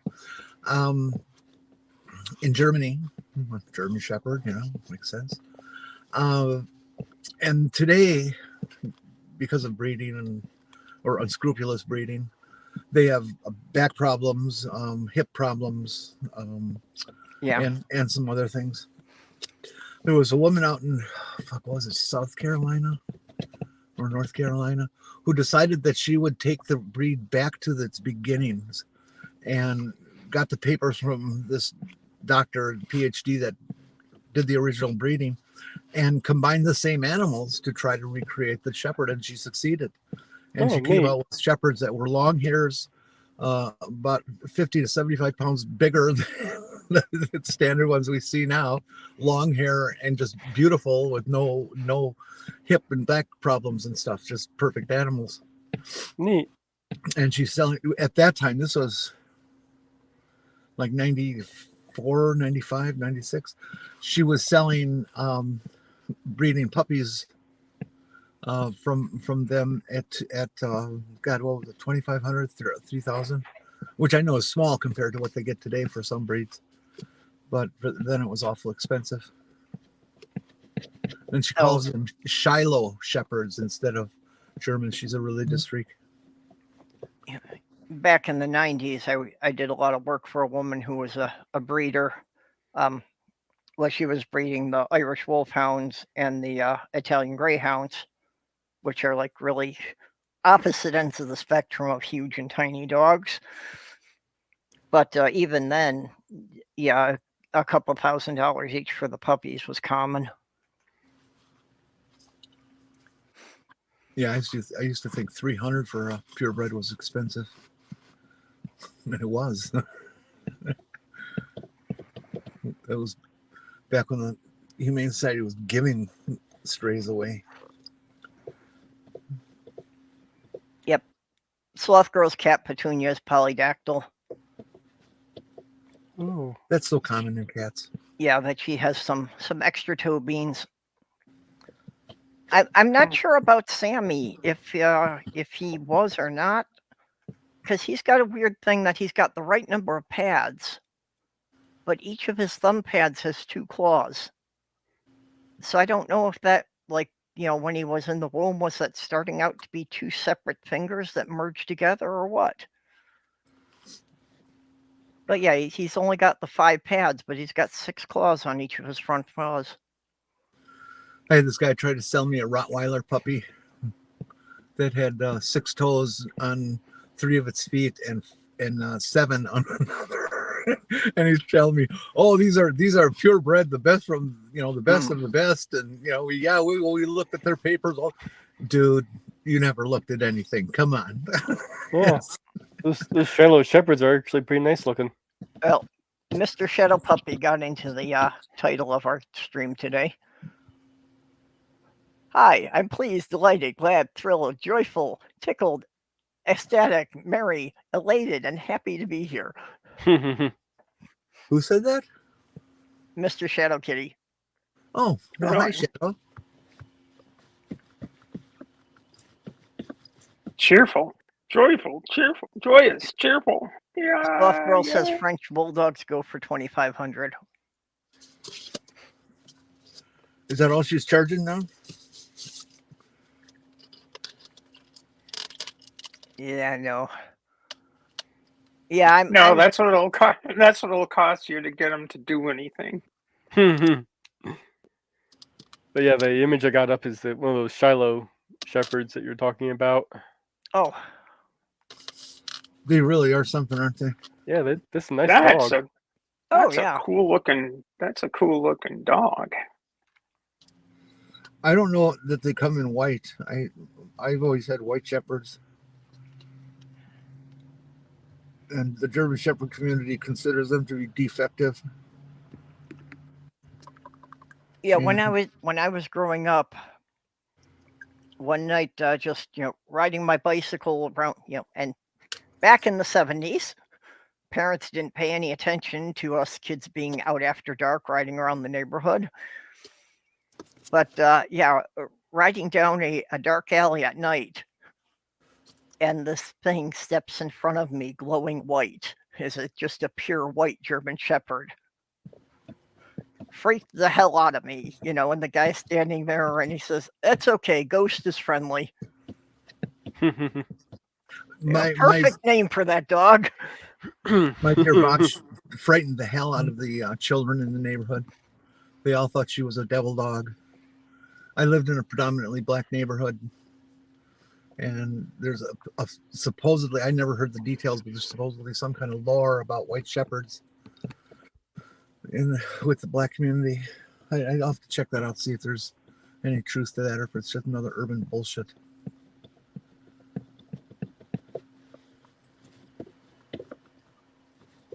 But she was awful big too. For an American Shepherd, she was huge. She was 29 inches at the shoulder. Most Shepherds are like 26 kind of area. And she weighed 110 pounds and wasn't a speck of fat on her. She was just huge. Oh man, I miss that dog so much. I used to use her as a body pillow in bed because she would stretch out as long as my body from head to butt. And of course, she was so warm.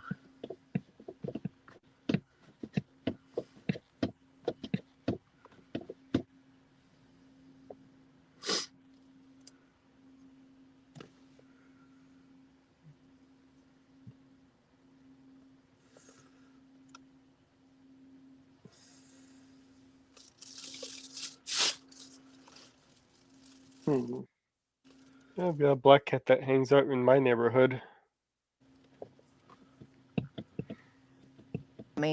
And he was only about the size of a collie. Wasn't quite as big as the Shepherd. But he was just, such a goofy, friendly dog.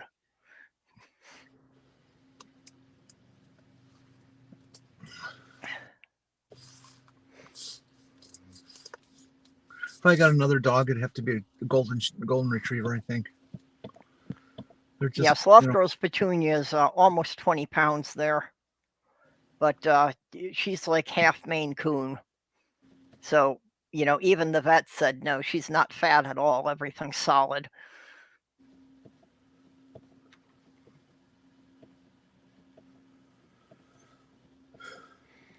Yeah, I had a 20-pound cat that was basically muscle.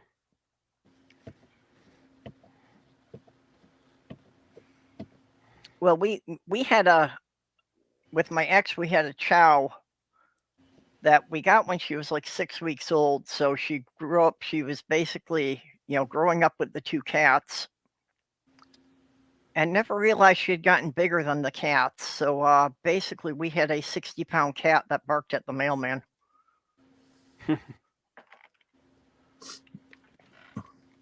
it was big as a dog, but it was a cat and it barked. Did it go moof moof? Or? Well, it was Yeah, technically wow. a dog, but she didn't know she was a dog. She thought she was a cat. And she apparently never realized that she had gotten to be more than about 10 pounds.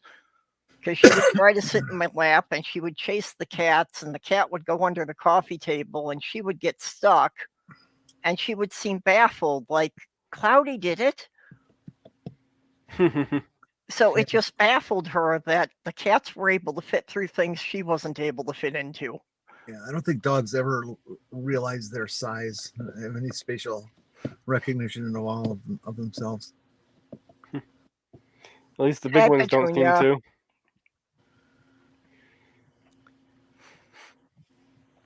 to. Okay, Petunia heard us talking about her.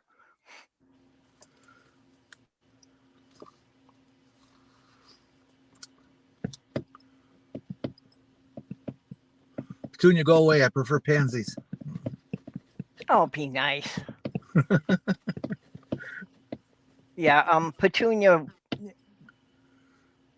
Sloth Girl got Petunia from the shelter in Michigan and obviously had been seriously abused. It took around 4 years for her to get the idea that petting was okay and that she wasn't going to get hit every time somebody reached for her. So she was extremely bitey for the first several years, but now she's just so mellow, nobody would believe it was the same cat. She is a regular lap cat. When Sloth Girl is doing her crocheting, Petunia just, hops up in the chair right next to her and lays against her. It's so awful that people treat animals like that. Yeah. It is. Well, and that's why I would never get an animal from a pet shop. I'll always go to a shelter and, get one that's been abandoned or taken in. Try to give a better life to one who's had it. And also, everybody wants the puppies and kittens while they're cute, but there are so many adult animals that wind up just living out their lives in the shelter. It's just, if you get an adult animal, you don't have a lot of the training stuff you have to do. I mean, at very least, they're litter box trained by that time.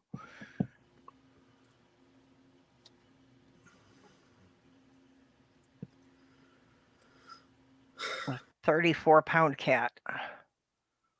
Yeah.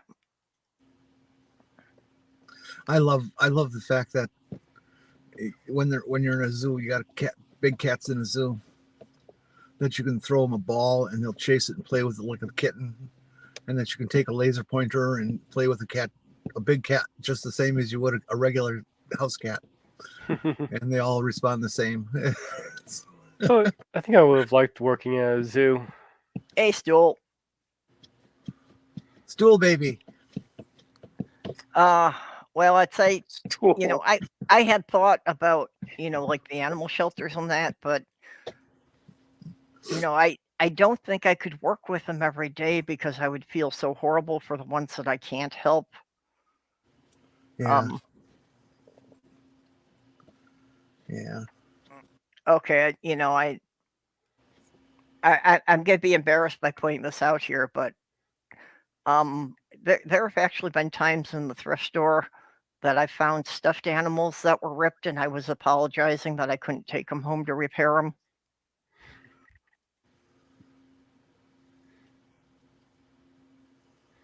You know, so if I worked in a place that had live animals that were, you know, had been neglected or abused, I'd be trying to take them all home. And yeah, I would definitely be the crazy cat lady, and I would have 50 cats and dogs in my tiny apartment.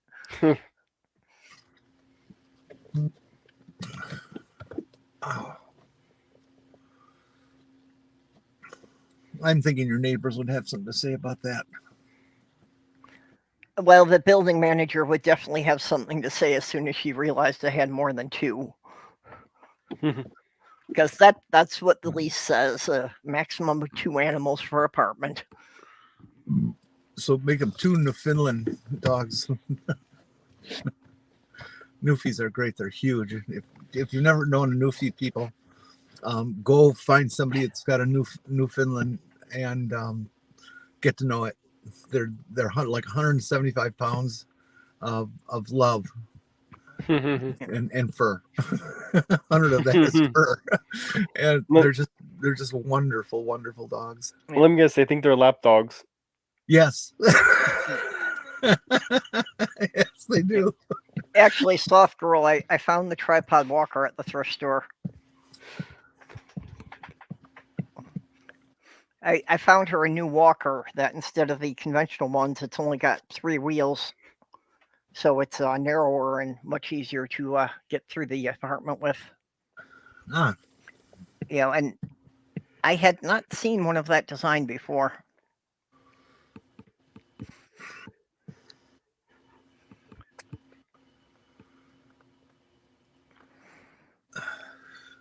Yeah, Ox, that's the problem I would have. I would just feel so bad for all of the animals. And that's when we were in Michigan, that's the local animal shelter was our personal cause. That Sloth Girl and I were donating all sorts of supplies to them. When we did a garage sale, you know, I had a whole bunch of pet supplies and things there, and you know, that's we had a sign up that the proceeds for everything from that table went directly to the animal shelter. So we wound up donating a couple $100 to them from the garage sale.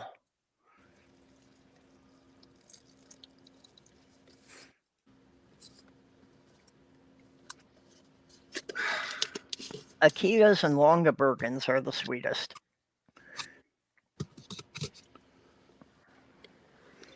I've always been very fond of the sled dog varieties. You know, I like Malamutes and Huskies.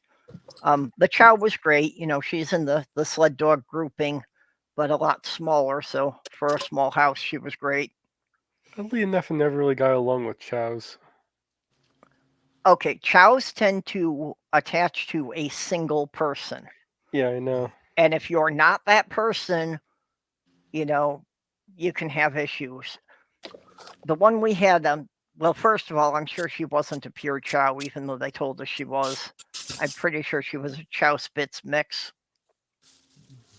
Now Spitz I like. The dog I had was a Spitz Collie mix. Yeah. But again, it's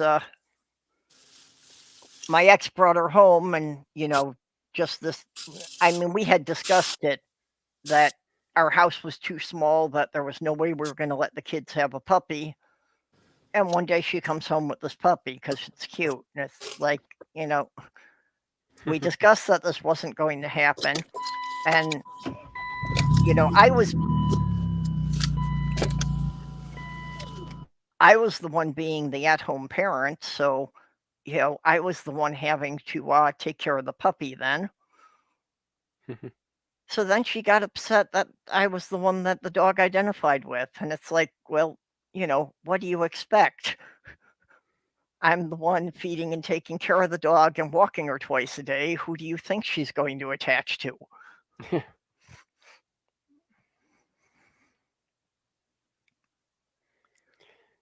But she absolutely loved the snow, and like, you know, we would get when the snow got like 2 feet deep, it's like she would bound into it. She would just take a running jump and fly and completely sink, and you couldn't see her at all.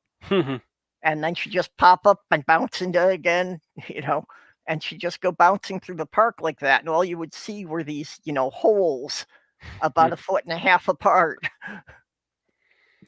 Yeah, spits are interesting. They actually were used in circuses because of how intelligent they are.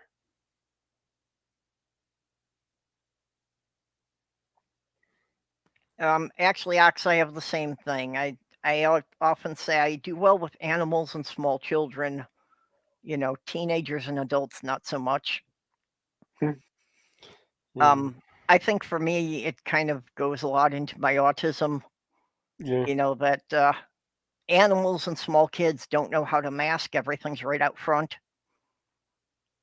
So I can't read most people, but you don't have that kind of problem with animals. Yeah, my dad apparently had a dog that they would send to go do the grocery shopping. Really? Yeah, they'd put the money in a list of what they want in the dog's collar. Dog would go to the little grocery store. They'd fill up a bag with egg on the dog, Yeah, take the money, and I- dog would come back. I saw a video of that. It was in an open air market somewhere in Asia. That this dog was just carrying a basket that had the money in it, and the dog would go up to each person, and the person would, check the list in the basket, put the items in, take out the money, and the dog would go on to the next vendor. Yeah, basically same deal. I'll be back. Okay.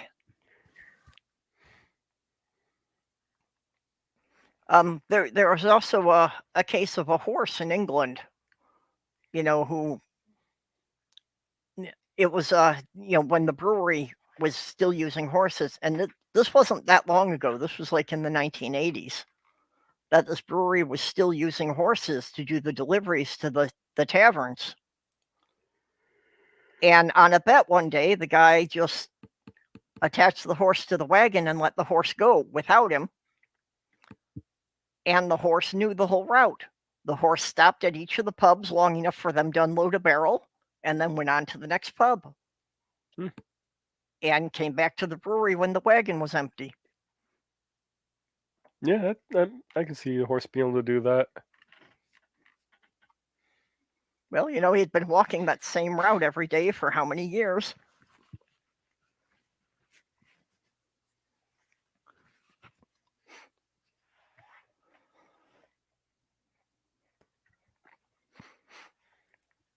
Okay, Stool. Not all humans, unfortunately, very many of them.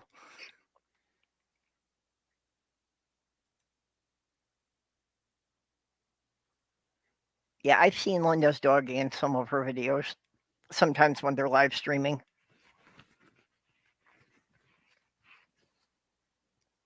Stu is stable.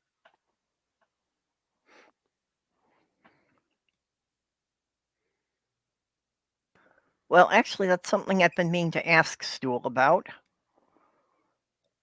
A stable milking stool doesn't make sense, because shouldn't a milking stool be in the barn? You're not milking the horses in the stable, are you?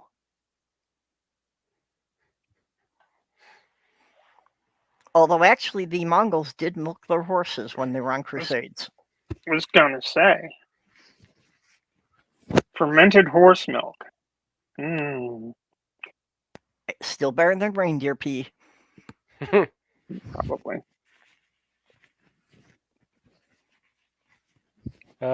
Milk, nutritious mucus.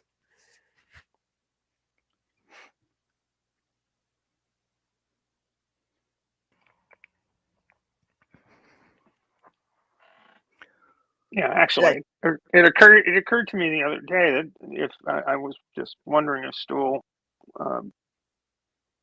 uses a milking stool to milk goats, or if the stool is smaller, an adjustable size. Well, that's why you can't milk a mouse, because you can't get a stool under it.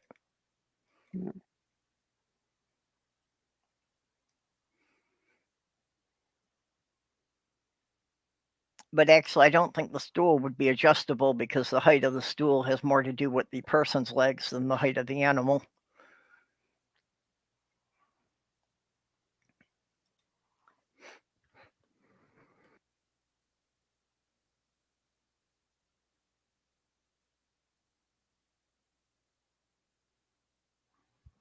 Oh, Ox is trying to start a fight.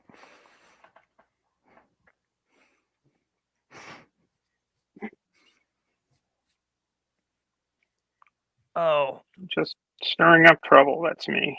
That's all I do. I had a thought, but it got away from me.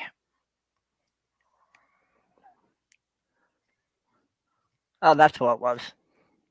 Just an interesting wildlife fact. Since they are mammals, platypus do produce milk for their young. Yep. However, they do not have any nipples. So they just kind of sweat it out, and their young have to just lick it up off of patches in their skin. Yep. Interesting. So, yes, when it comes down to it, breasts are actually modified sweat glands.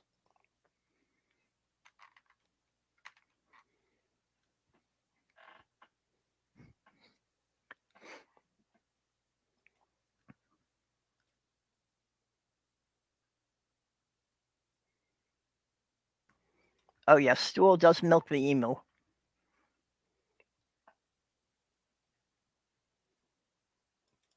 Yeah, you're not supposed to be milking the birds. Yeah, general rule of thumb, if it's only got one teat, don't try to milk it. Yeah.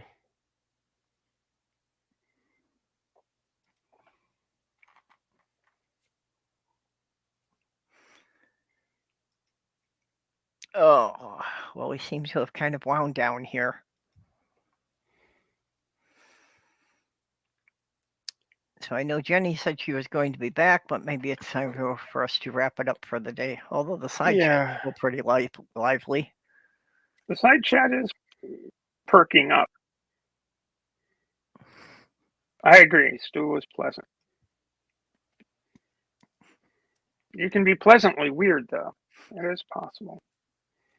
You can't go around saying, damn, she's got a nice set of sweat glands.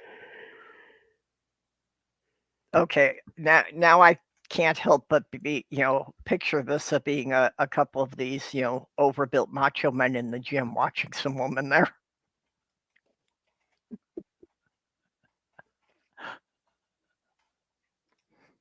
Oh, Stool bought the perky upgrade. Real. Yes, and Skits is naturally perky.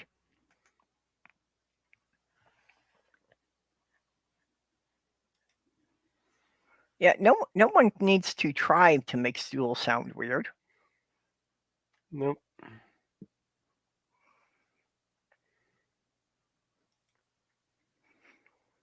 Yeah.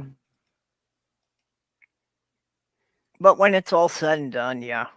If I could afford it, I'd like to have Stool over here. I think we could have some fun together. What, in the U.S. of A? You mean? I don't think Yeah, he'd just come bring to him the over. U.S. of A. Bring him over for a visit. No, have him move here. He can come in through New Mexico. I understand it's really quick and easy. I thought it's easier to have him come in through Canada. Well, yeah, but it's colder. And Stool, he's lived in the UK all his life. What would he know about cold? Yeah, but you're talking about bringing him to Minnesota, so he'd better get used to it. Minnesota's cold. That's why I came home. I was getting too cold.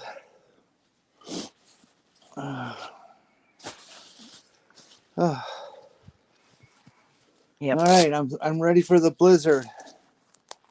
All right. Prepared. Oh. I should. I'm check glad what that the this we- year I managed to find myself a nice purple jacket at the thrift store. Oh, well, good. For a Viking fan, that's exactly what you need. It's not Viking purple. This one's kind of brighter than that. Sorry, you can't fool us anymore. That's why you moved to Minnesota. You could have chosen Wisconsin. I know, and it bugs the hell out of me. Yeah.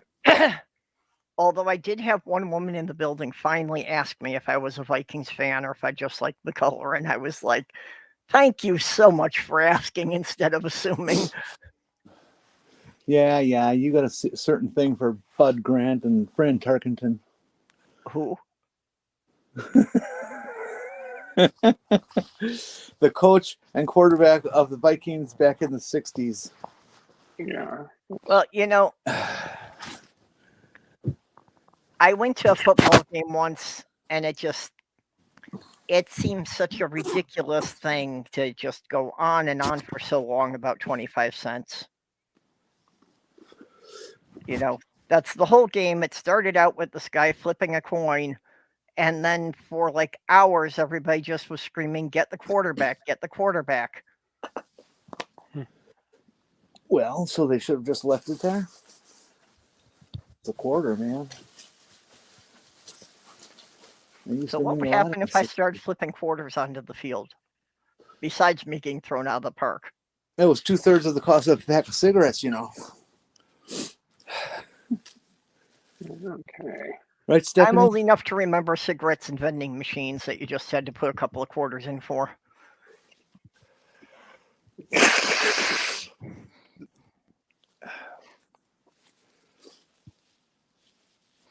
I just saw somebody took an old cigarette machine and turned it into something really cool.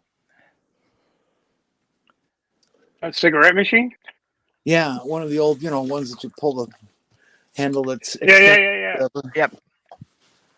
And I forget what they changed it into, but it was like, wow, that makes a lot of sense.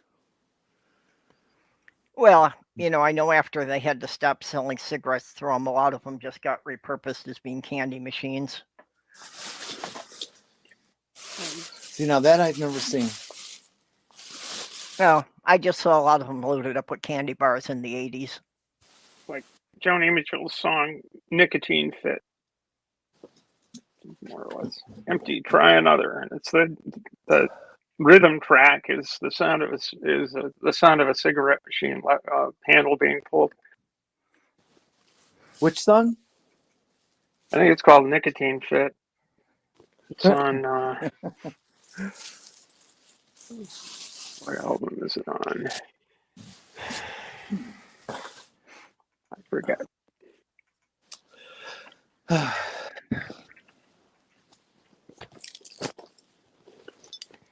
have to look it up. I'm ready for 3 days of sleep. This is going to be wonderful. Well, who's at the store? Well, apparently, whatever's brewing out there is headed this way. So tomorrow it's supposed to start snowing. Here. I think that's Okay. 2 separate storms. It must be. You're going to get nailed the second time. On a related subject, I'm dropping a YouTube link in the side chat. Ray Stevens' song called Coin Machines. Oh, Yeah, just basically about ornery vending machines. But it's a fun song. A news story about a guy who was killed by a vending machine when it didn't give him what he pushed the button for. He started to beat it up and rock it back and forth, and it fell on him. I saw that. Yeah, was a soda machine fell over on the guy. That can happen. I remember when all the soda machines were like a picnic cooler where you'd open the top and then they were hanging by slots and you'd have to slide one out. And I remember those, and you had to bring the bottles back for your deposit. Yeah. How's that for ancient technology, chat, huh? Well, back to my day. 10 cents for a bottle. Well, okay. How many people now have never actually seen Coke in a glass bottle? I have a Coke bottle around here from this glass. Yeah, but somewhere. that's just the way it was when we were growing up. That they didn't start putting them in cans until later, and then the cans were more expensive than the glass bottles, so nobody bought them that way. I can understand everybody wanting to eliminate glass and go for the plastic because of the shipping cost and cost of manufacture and stuff like that. But the one product I wish they never would have changed was peanut butter. Peanut butter in a glass jar was always better because it always had the markings of a measuring cup on it for quarter, half, and 3/4 and one cup. They couldn't put that on plastic. Yeah, they could put that on. Yeah, I know, but they don't. Yeah. Well, that's something you should write to the company about. It's a minor thing that the company could put on there that might increase their sales a bit. Yeah, I don't think it'll increase anything. It's just going to be overhead for retooling all the dyes and shit like that. I mean, but with brands being so competitive, just anything that they think can give them a tiny edge over the other brands sitting on the shelf next to them. Yeah. Big companies don't care about that shit. I wrote Nabisco a letter once, and I have this fetish for do tell. saltine crackers. Okay, I love saltine crackers. I'd rather munch on them than potato chips. Mm-hmm. And what I especially like about saltines is when you get them and the edge is really dark brown, they have a completely different taste. From how the flour is cooked at that temperature to turn that color and stuff. It changes it. Yeah. And sometimes you can get one where the whole surface of it is significantly darker than a standard. And once in a while you get a whole tube of them like that way, and I thought it was just great. And so I wrote him a letter and I said, you guys are missing an opportunity here. You should make these this way intentionally. And I even sent him pictures. Do this intentionally and rename them golden saltines or something clever like that. And people will buy them because I can't possibly be the only person who likes them that way. Yeah, extra toasted crackers are a thing, and so same with potato chips. Well, skits. You like that, huh? Let's get together, baby. Well, with all the things that they're different flavored crackers and that, I would think that they would try that as an additional variety. And I have heard stories. I have heard answer. I have heard stories of people writing in like that to say that they like something. They actually have become a product. Occasionally, yeah. Yeah. So it isn't something that never happens. It's kind of a random thing, though. It's like, who's reading the letters and do they think it's ever worth, giving it to somebody in a department that might do anything with it? Yeah. Depends on who gets the letter. Well, next time I'll write to the chairman of the board. Yeah, keep writing. You might be able to get through to somebody. Yeah. That doesn't sound like a bad idea. If you've ever worked in a big office building in the mail department or higher than just the floor level person in the office, the rule that if it says personal and confidential and is addressed to the boss, you do not open it. You do not let the secretary open it. It goes to him sealed or her sealed for them to open up because it's personal and confidential. So you can get a letter right up to a corporate bigwig that way. I did not know that trick, but I did work for a while in the Betty Crocker Fulfillment Center.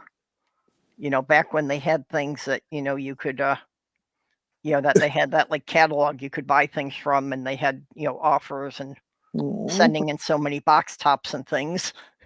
Next you said that, I thought the Betty Crocker Fulfillment Center was Betty turning tricks. Yeah. Oh yeah, those that's I was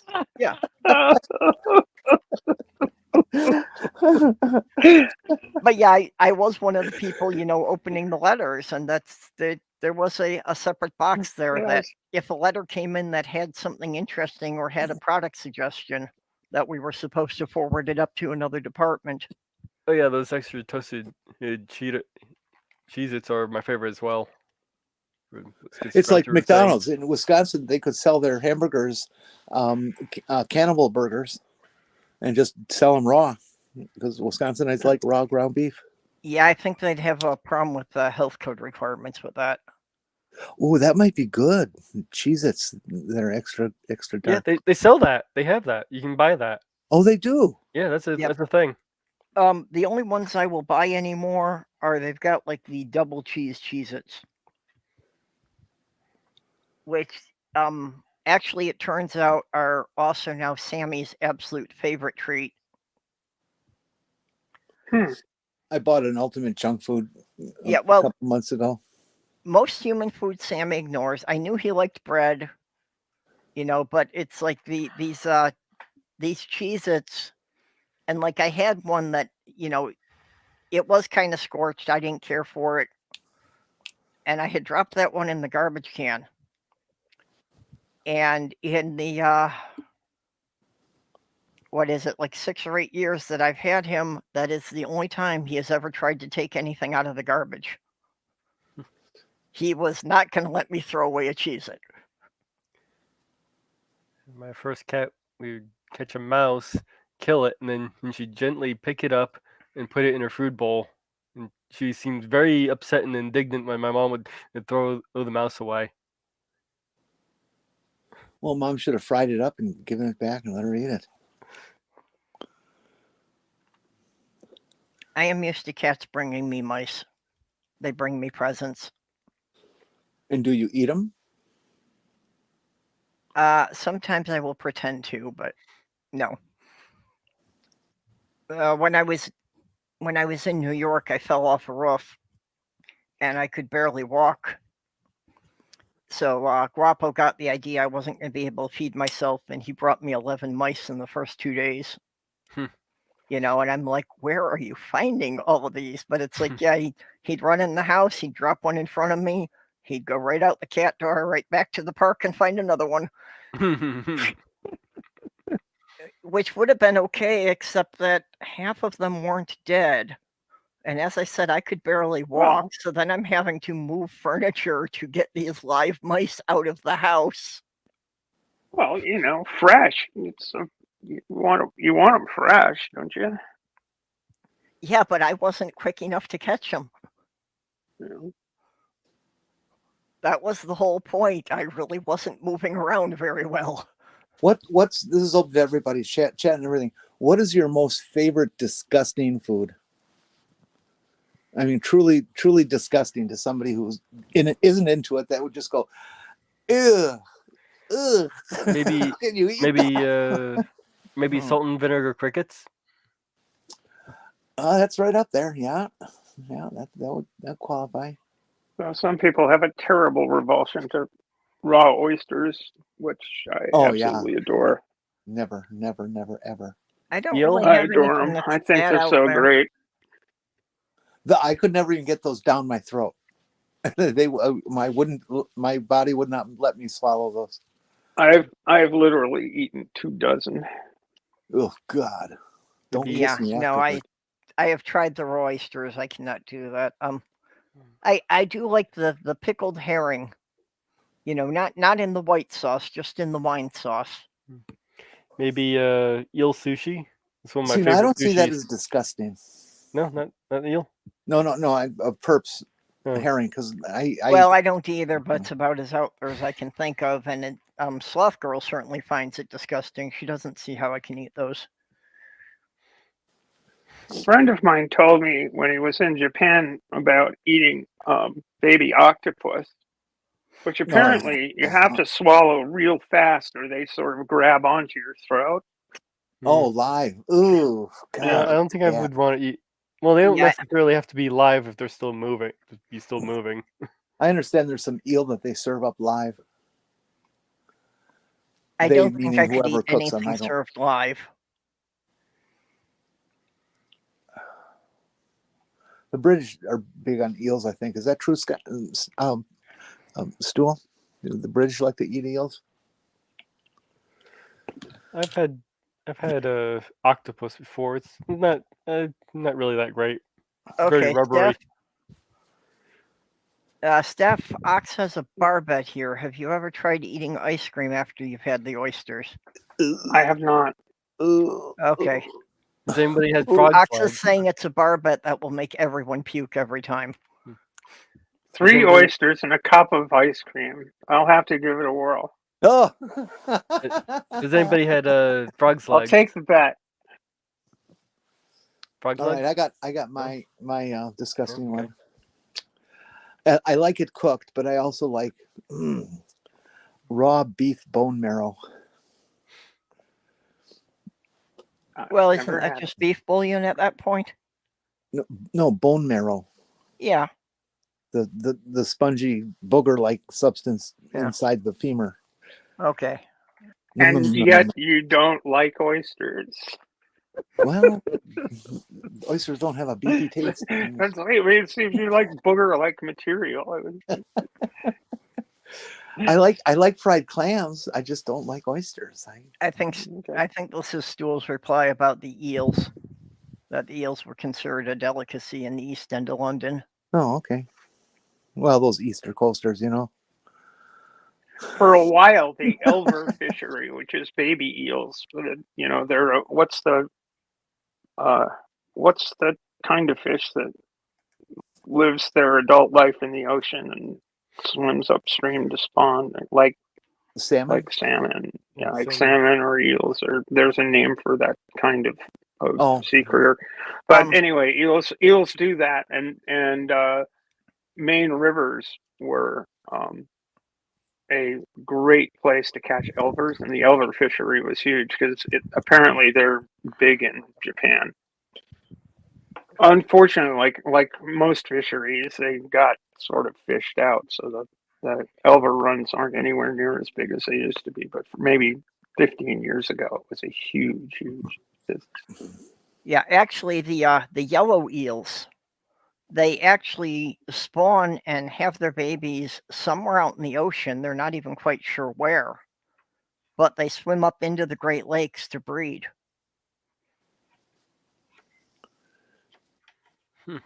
So their best guess at this point is that they're probably spawning in the Sargasso Sea, but it's like, you know, they haven't really found, you know, more than a couple of baby eels ever out in the ocean in the wild. They've Well, never Yeah. found them in a significant They can't number. get any further than Niagara Falls, so we'll never see them here. Anadromous Andromedous fish. fish. There we go. Thank you. There are some species of eel that apparently they are all born male, and only after they fully mature they become female. Well, that's what I did. Yeah, it That's kind not of weird. pissed me off. It kind of Yeah, pissed me off seriously, because what's I so was strange using about that. that? Yeah. I was using that for one of my alien races in my novel, and then I found out that no, there's already animals on this planet doing it. Yeah, Nemo it's like- Nemo does that. Yeah, how can I come up with any freaky aliens when anything I come up with, somebody points out there's already an animal that does that? Then That's go for probably going to be percentages. That's probably going to be the problem you run with anything you come up with. It has been. Well, I guarantee you the guy on Orville who pisses once a year, that's not going to be found in nature. No, that was ridiculous. What? Wait, what? The I take aliens, it you have not watched the show The Orville. No. there's an alien species called the Mocklins, and they only pee once a year. Yeah, so they Interesting. make it like a social ceremony that Yeah, it's a- everyone has to watch them do it. Yeah. Yeah, and you don't get in their way when they're on their way to it. You I just can go- understand why. Yeah. You're familiar with the phrase, "I got to piss like a Russian racehorse"? Okay, Ox, yeah, Dr. Ben needs a GoFundMe because he can't perform the surgery on himself. And in Granny's stream, somebody asked him if he, couldn't get one of his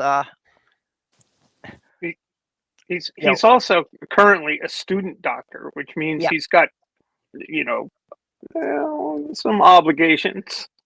It's Well, Yeah, that's and- what he they ain't were saying. That he isn't in his prime earning years. You know, he may be able to pay it back, but you know, yeah, even when he is done with school this year, he will still be residency absolutely broke because he's got to go through his residency, which pays him nothing and works him 24 hours a day. Yep. And then actually he's got to being go an army establish his practice. being an army doctor, he gets paid better than most residents, but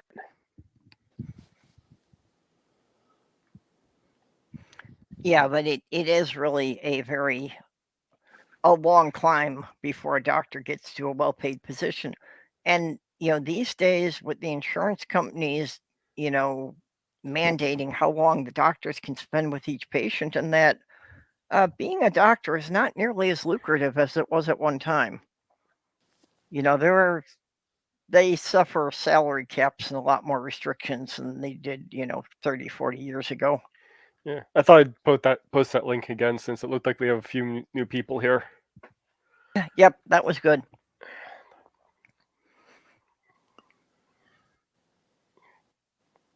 top surgery, yes, indeed. That shit's expensive. Yeah, well, unfortunately, it's like he's trying to get rid of them, and I need a set. He just Eh, swap good things out time. later. Well, Beck and I had been talking about that if we could find a surgeon to do it, they could put us both on the table and switch parts. Mm. I haven't gotten quite that far.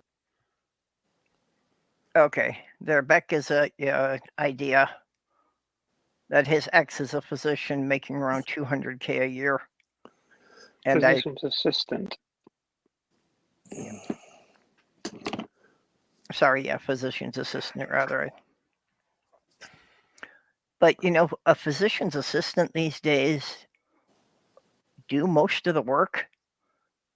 Actually, for the 3 years I lived in Michigan,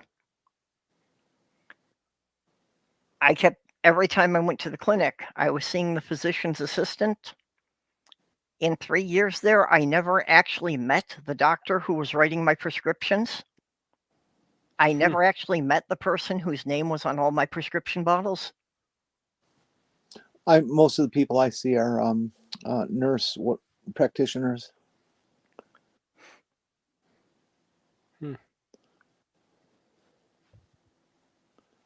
Yeah, my Which I doc think stands for non-penist. But Beck, are you already scheduled for your surgery? I didn't know you had a date for it. really, Beck? Wow. that is awesome.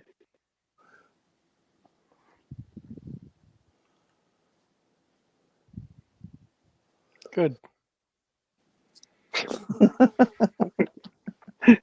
You need a pillow still? No, pacifier. Yeah, it's rare to get a single one. They almost always come in pairs.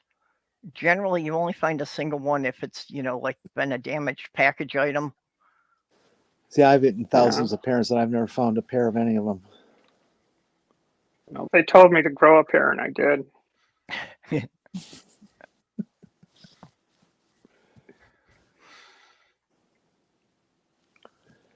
Oh, and I got little bumps now. I really think that they're not giving me enough of the estrogen. So take more, I told ya. Yeah. Well, it's considering the number of different prescriptions I'm on, I've always been very cautious to, follow the instructions exactly, just because I've been worried about drug interactions. But yeah, at this point, I very much am tempted to start upping the dosage on my own. Drug interactions generally don't occur worse with bigger doses. They occur at all with any dose. Okay, so if you're not having drug interactions now, you're probably not going to if you increase it. Yeah, well, and that's what I'm figuring now. I've been on it for a year and a half. But I'm not a doctor. I haven't noticed any side effects yet. It's probably not going to happen. And everything I say is anecdotal. You just don't want to go so big where you start getting back problems. No, Well, that's Actually, genetics. That really is all genetics. How big your boobs grow naturally is genetics. actually, one of my cousins actually had to have hers reduced because it was destroying her back. Yeah, I've known a couple of women who needed it, and only one of them I know got it. Yeah, I don't want to go huge, but it would be nice to have, some That, cleavage by the there. way, is on that list of surgeries in Kentucky that you cannot get is breast reduction. Yep. What? Yep, it's proposed. It's not law yet, but it's proposed and based on, in addition to the based on Oklahoma law that's working its way through. And I meant to ask about that last night in the stream about the Oklahoma law. About what about a woman who needed a breast reduction, a cis woman who needed a breast reduction Yeah, no, because it was bothering her back or, no, they're forbidding the other removal of medical issues. ovaries too. Yeah. So if a woman's got ovarian cancer, No. Yeah. I really See, was rather. that's- I was only half there last night, and I really felt bad that I wasn't more involved in asking more questions because there was also the issue with my late fiance that she wound up getting a hysterectomy because she had fibroids growing on her uterus. And it's like it sounds like they would be outlining that kind of surgery too, even though it's something that she had been in constant pain for 3 years before they finally agreed to do the surgery. it is painful as hell.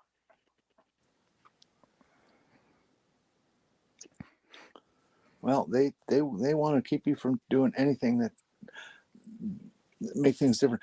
But if you're born intersexed, the parents can make a decision for you, regardless of what it is, to have surgery before you are even 6 months old. Even it's not the right way to go, because you don't know that until the child gets old enough to think for themselves. The only thing I'll say on this before getting too political again is I don't want former dog catchers making medical decisions for anybody. It's just well, I served on the town council in Podunk, Oklahoma for 2 years, and so I think I should be able to legislate the medical procedures for every person in the state of Oklahoma. Yeah. I want to be the person that speaks at at any of those hearings so badly. The people who are doing that are missing the point too. That this is all about bodily autonomy. Who are you, podunk dog catcher, to tell me what I can do with my body? Right. You have no right. You have no position. You have no causal reason to do this other than your own personal religiously based zealotry based hatred. Okay, fuck you, fuck your wife, fuck your children, fuck all of you. Well, You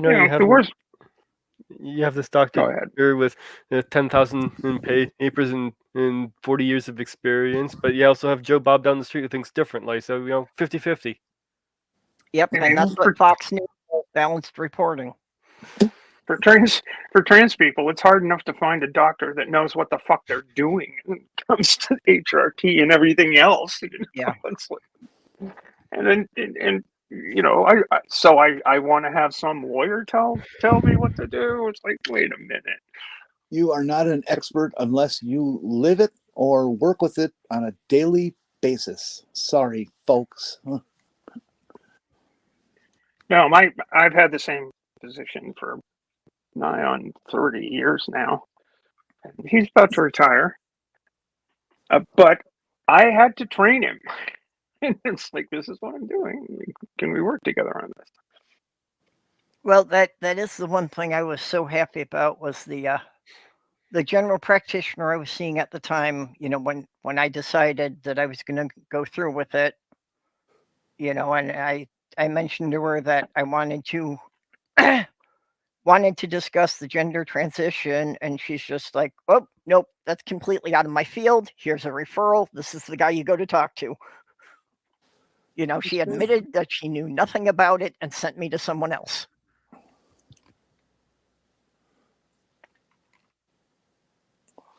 I wish more of them were smart. We've had a good relationship, my doc and me. He's been great.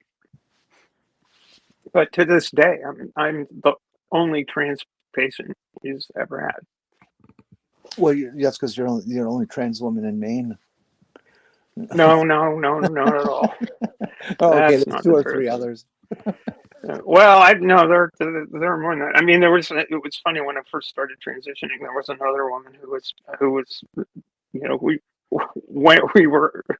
we went to the same bar in the same town. We had the same local pub, and it was like, oh, okay. Maybe it's something in the water here. I don't know. I had that kind of experience with a lot of bisexuals. That they were like, people I had worked for or knew casually, and then it's like we showed up at a party together. It's like, oh, you too.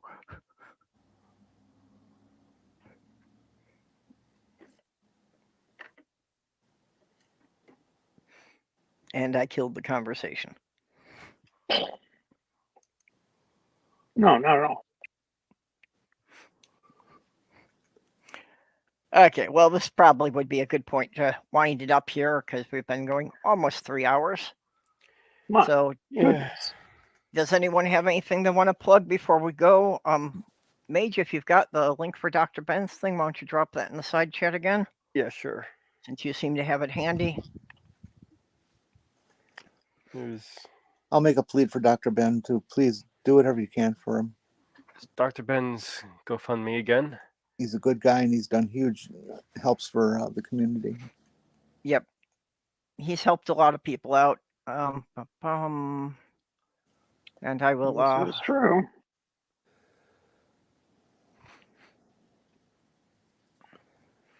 I will put up here the graphic with the schedule again. That he's got like one stream on YouTube, and the rest of that is going to be on Twitch. I'm going to be on Skeptic Haven I think on Groundhog Day coming up at some point. Being on the panel there. Oh, okay. Is there a specific topic you're going to be discussing there, or just trans issues? I can't remember exactly. I think it's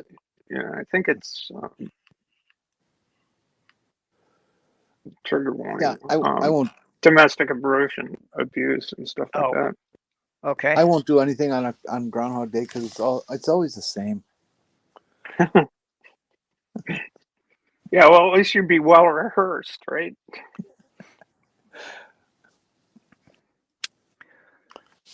Okay, Age, what have you got in the works?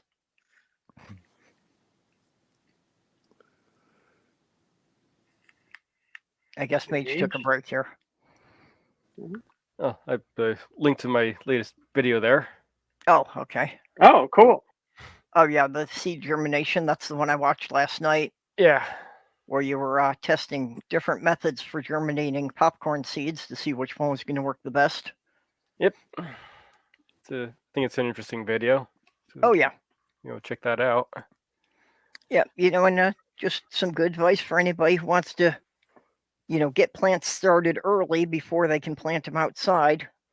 Yeah, you could use it to do that. If you wanted to. In fact, I've used it to get plants started just in general. That's how I actually started a lot of my citrus trees. Yeah, well, that's when I was in Michigan. I had built up a shelving setup with lights, and I had started seedlings from my sister's garden. Just because such a short growing season. That way we were able to get the seedlings started like 6 weeks before it was warm enough to put them in the ground.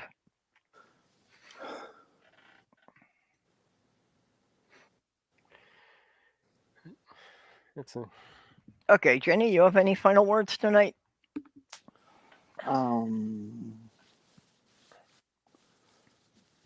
No. Unless somebody wants to come over and dig my car out of the snowstorm tomorrow afternoon. I'll take care of that as long as you come back and do the same for me on like Saturday. I think it will be. All right, that's a deal. if you were in my neighborhood, I am used to helping people with things like that, but being a 3-hour drive is kind of prohibitive, especially since I'm not sure I have gas money to go that far. Okay, well, tomorrow night, we'll be having a discussion. Oh, excuse me. Discussion about body weight and just the idea that everybody doesn't have to fit into a single image of what is supposed to be a healthy body.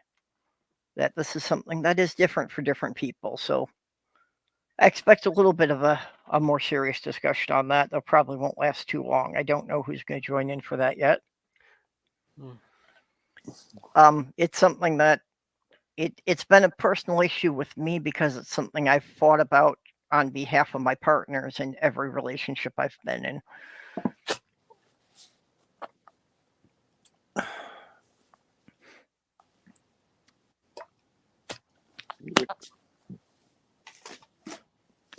And Stool wants cake. Stool always wants cake. And you know, Indeed. I keep sending Stool cakes, but you know, it's like he's upset that the 6 to 8 weeks shipping time, they get stale by the time they get there. Oh, that's easy. Locate some Jaffa cakes and send those over. They come in a box. You know, Jaffa cakes are on my Amazon wish list. I've been wanting to try them. What's a Jaffa cake? Go check your wish list. It's kind of a British version of a Twinkie, sort of. You know, it's a cake with like a jam-like filling. I have a jam-like filling.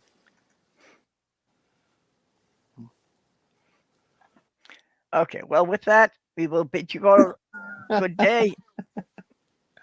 Goodbye. Good day. Sorry I Love you, didn't Chad. have Bye, a everyone. response there. Bye-bye. See you all tomorrow night. Pray for no Bye. snow.